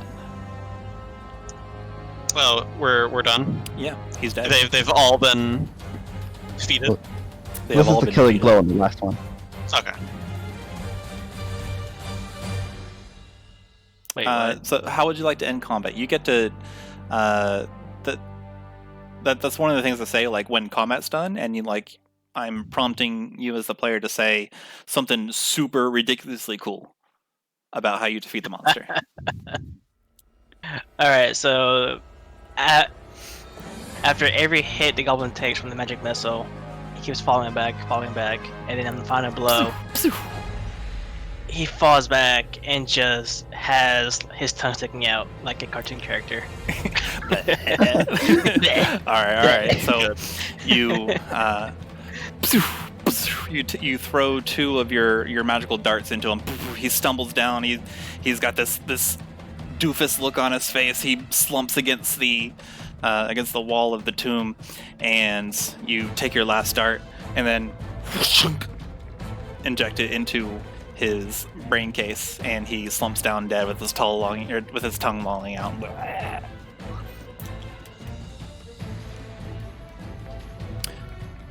That's all I have. Okay. That is you have defeated the monsters. Hey. Defeated is the monster. Do-do-do-do-do-do-do-do.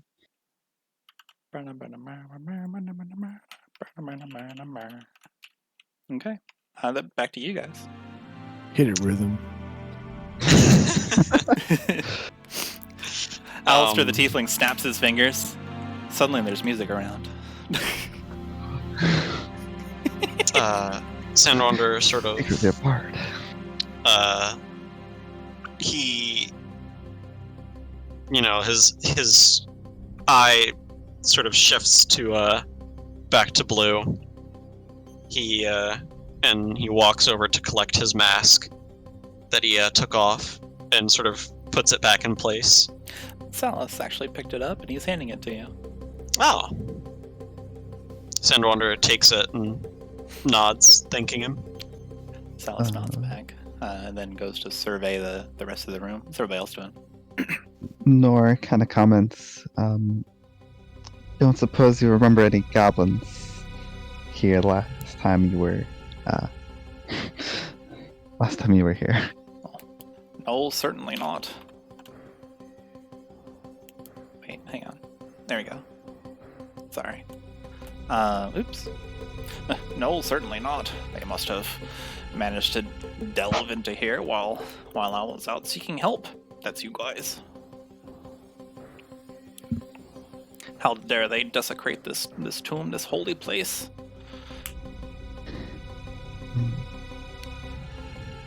I wonder how they got in. I would assume through the cave entrance. What? I meant, This is me talking. That's not a knock against you. That's just Okay, he's a robot. He doesn't get nuance. I'm sorry. no, I mean you can make that No, like in that- character. Absolutely fine. No, this is in game. Anything goes. You ain't gotta Yeah, apologize. I was responding in game. Yeah, no, this is a fair question. Very cool. Fair comment. Nora's like, awkwardly like mumbling, like I went into this room. There wasn't any tribute. Must have been. I don't know. I don't know the mechanics of that door. Are her flowers still there? Do they go away? How does it lock? You know what? It doesn't matter.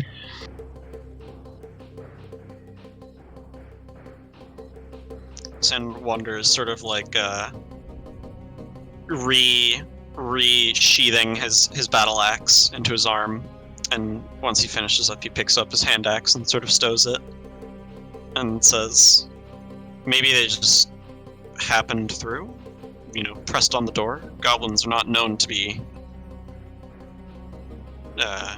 super intelligent, though, so it's hard to say." Mm. Well, hopefully I that's just all. comment on how bad they smell. They smell pretty atrocious. Yeah, Yeah. I learned during this. I looked it up. Apparently, crows do have a good sense of smell. Yeah. Apparently. So, yeah. No, it wasn't me. I say, glaring over at Allister. You're off the chain this time.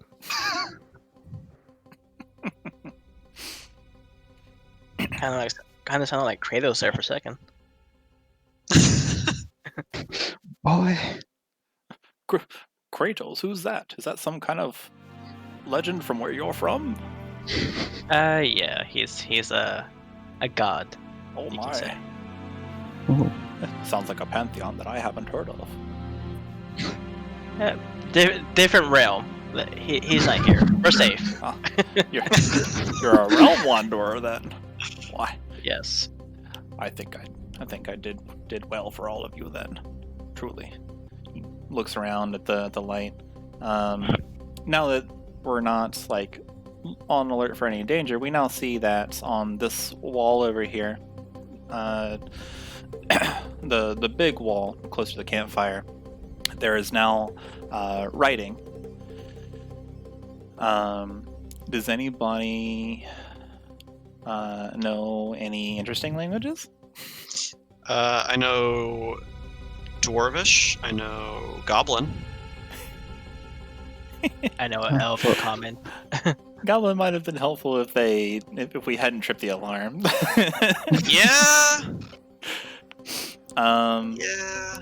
In 3 languages, in Common, Dwarven, and Elvish, it is written. You can kind of piece together that it's the same message in all 3 languages. So like the Common and Dwarven match up, the Common and Elven match up. That each of you that know this language, it seems to be saying something like the oath that the Ember Knight swore to vanquish evil and that sort of thing. It's regaling about how each squire of the Ember Knight and everybody that was around the Ember Knight that he associated with before he ventured in to battle the evil king alone had also sworn an oath, and it mentions that Silas points it out too. It mentions that this was very important to them, and they always remembered their oath. It was able to stir something within them when they remembered it or when they recited it.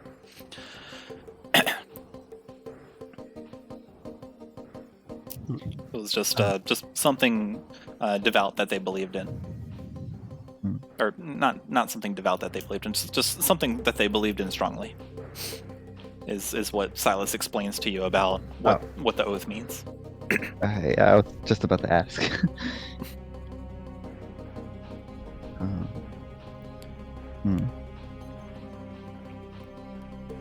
I myself have one of these oaths as an attendant to the estate. Mine, well, I'm comfortable sharing it, of course.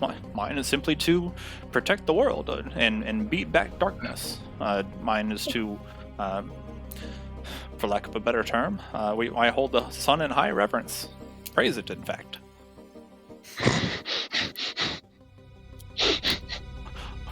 Now, I don't think that's very funny, Bird.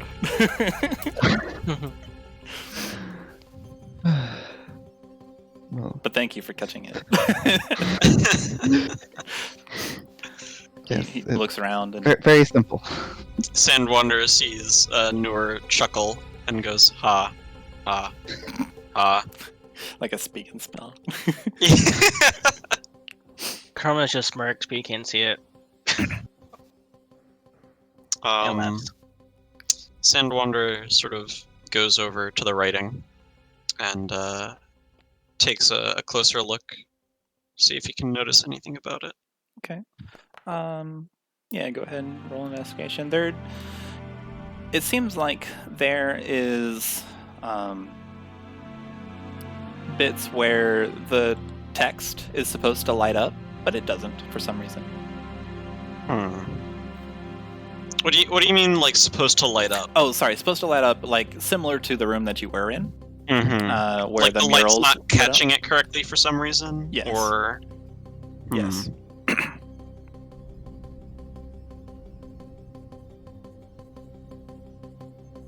Just are they? Is it just like random, like letters and pieces of it that are Yeah. not lit up? Yeah, in fact, I'm gonna tell everyone. Oh, It yeah. seems it's not catching the light properly.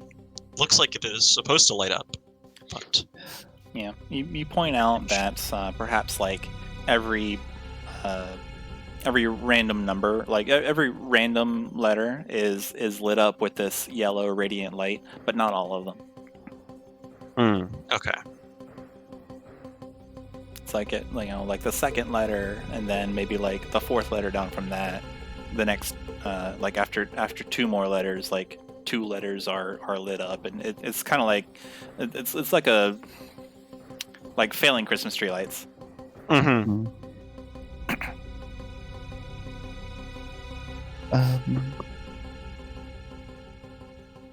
Silas he just moves around. He's checking the rooms. The letters that aren't lit up, they don't like spell anything specific. Roll investigation. Oh, okay.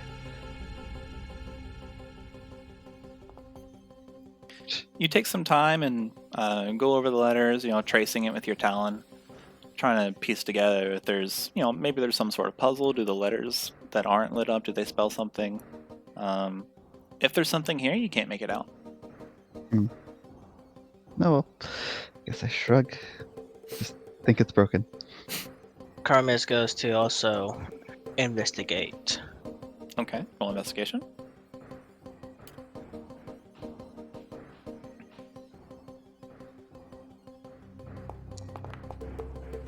You also take another gander, or you also take a gander, kind of following Noor's lead, trying to see what she's looking at, and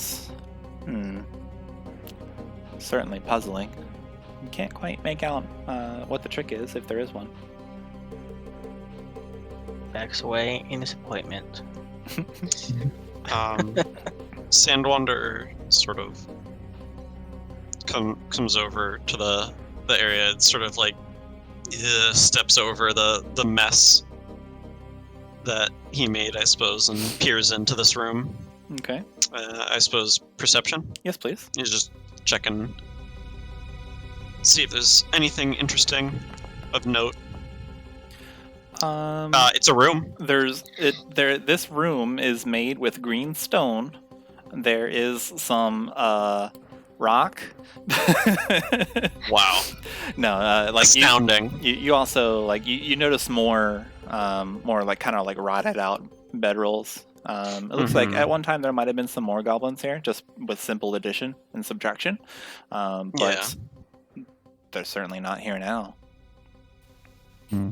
If I could smell, this would be awful. It's true.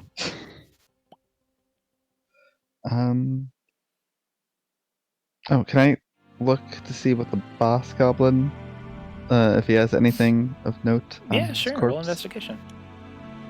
Noor loots the body.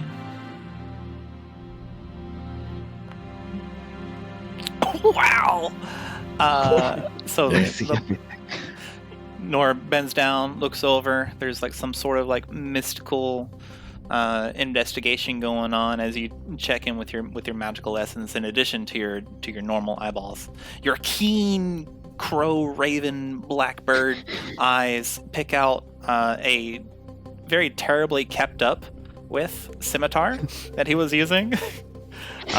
He's got a chain shirt on with like it's these like terribly like linked together chains that are protecting him. He has this awful looking, awful smelling shield that's made of wood with a riveted metal outer ridge. And he also has roll D100. Oh, jeez. Okay. I assume that's the nat 20.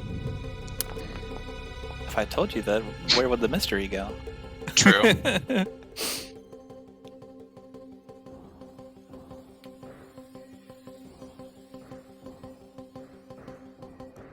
That's my video brain game going. Let's see here. You say video brain game? Video brain game. Video game brain. No, Whatever. that's your video brain. It's true.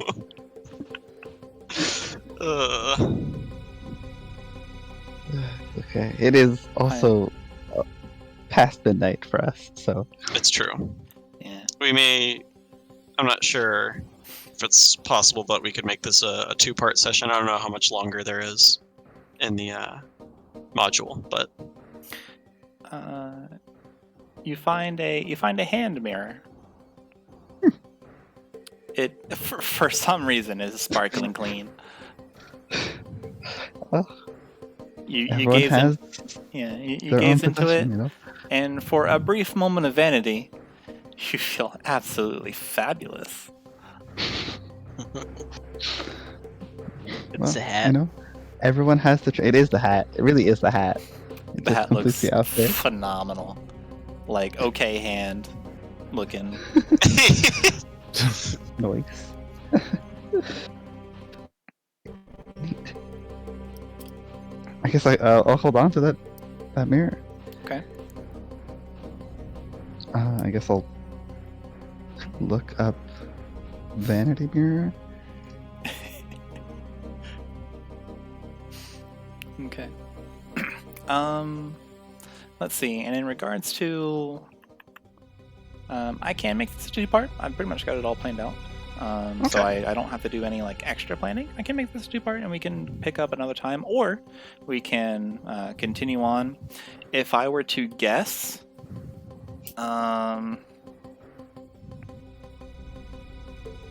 if you don't mind spoilers. I don't mind a ton of spoilers. No. Okay. Wait, what kind of spoilers are we talking? Like I assume like game length. game Okay, length, that's fine. like number of things to do left. There are technically 2 more rooms in this area, a conversation, and then 1 more room. Okay. So it's up to you guys. What do you think, Mins? And I suppose Adrian as well. Do you have any strong feelings one way or the other? No, we can continue. We can continue still. Everyone's okay, or have another day. I will say, and I want to be that person. But tomorrow I'm getting car stuff fixed, worked on. I Mhm. need Yeah. some new tires. It wouldn't have to be tomorrow. It wouldn't be tomorrow. Okay. We would do another scheduling thing. Okay. I mean that's fine. We could do either way. We can schedule for another day. Okay, we have 1 non-committal. What say you, East Coasters? Well, I specifically don't have work tomorrow, so it's of no consequence whether we do it now or some other time. We've been playing for like 4 hours. Yes. I think I would prefer if we made this a two-parter, if that's okay with everybody. Schedule another day and we can come back. If that's all right with everyone, I'm fine continuing, but I would lean towards, splitting it up.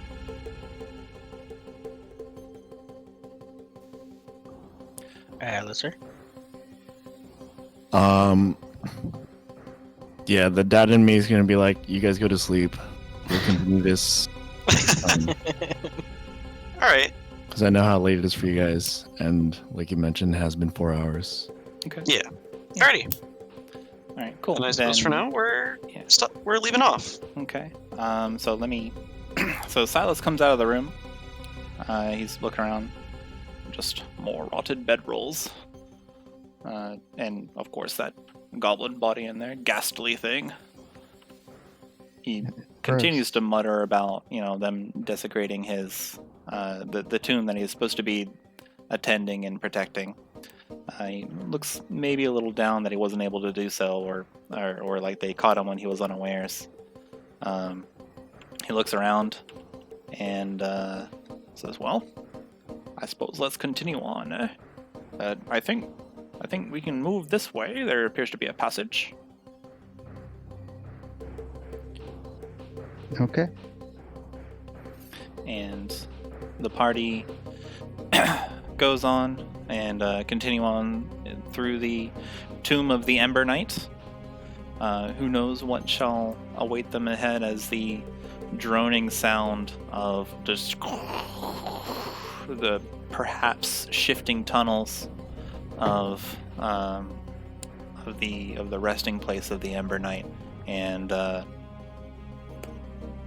party moves on looking for the final resting place of the Ember Knight, and hoping to retrieve his Emberblade, his magical sword, and vanquish the evil that threatens to choke the land as they delve into the darkness. We fade to Alrighty. black.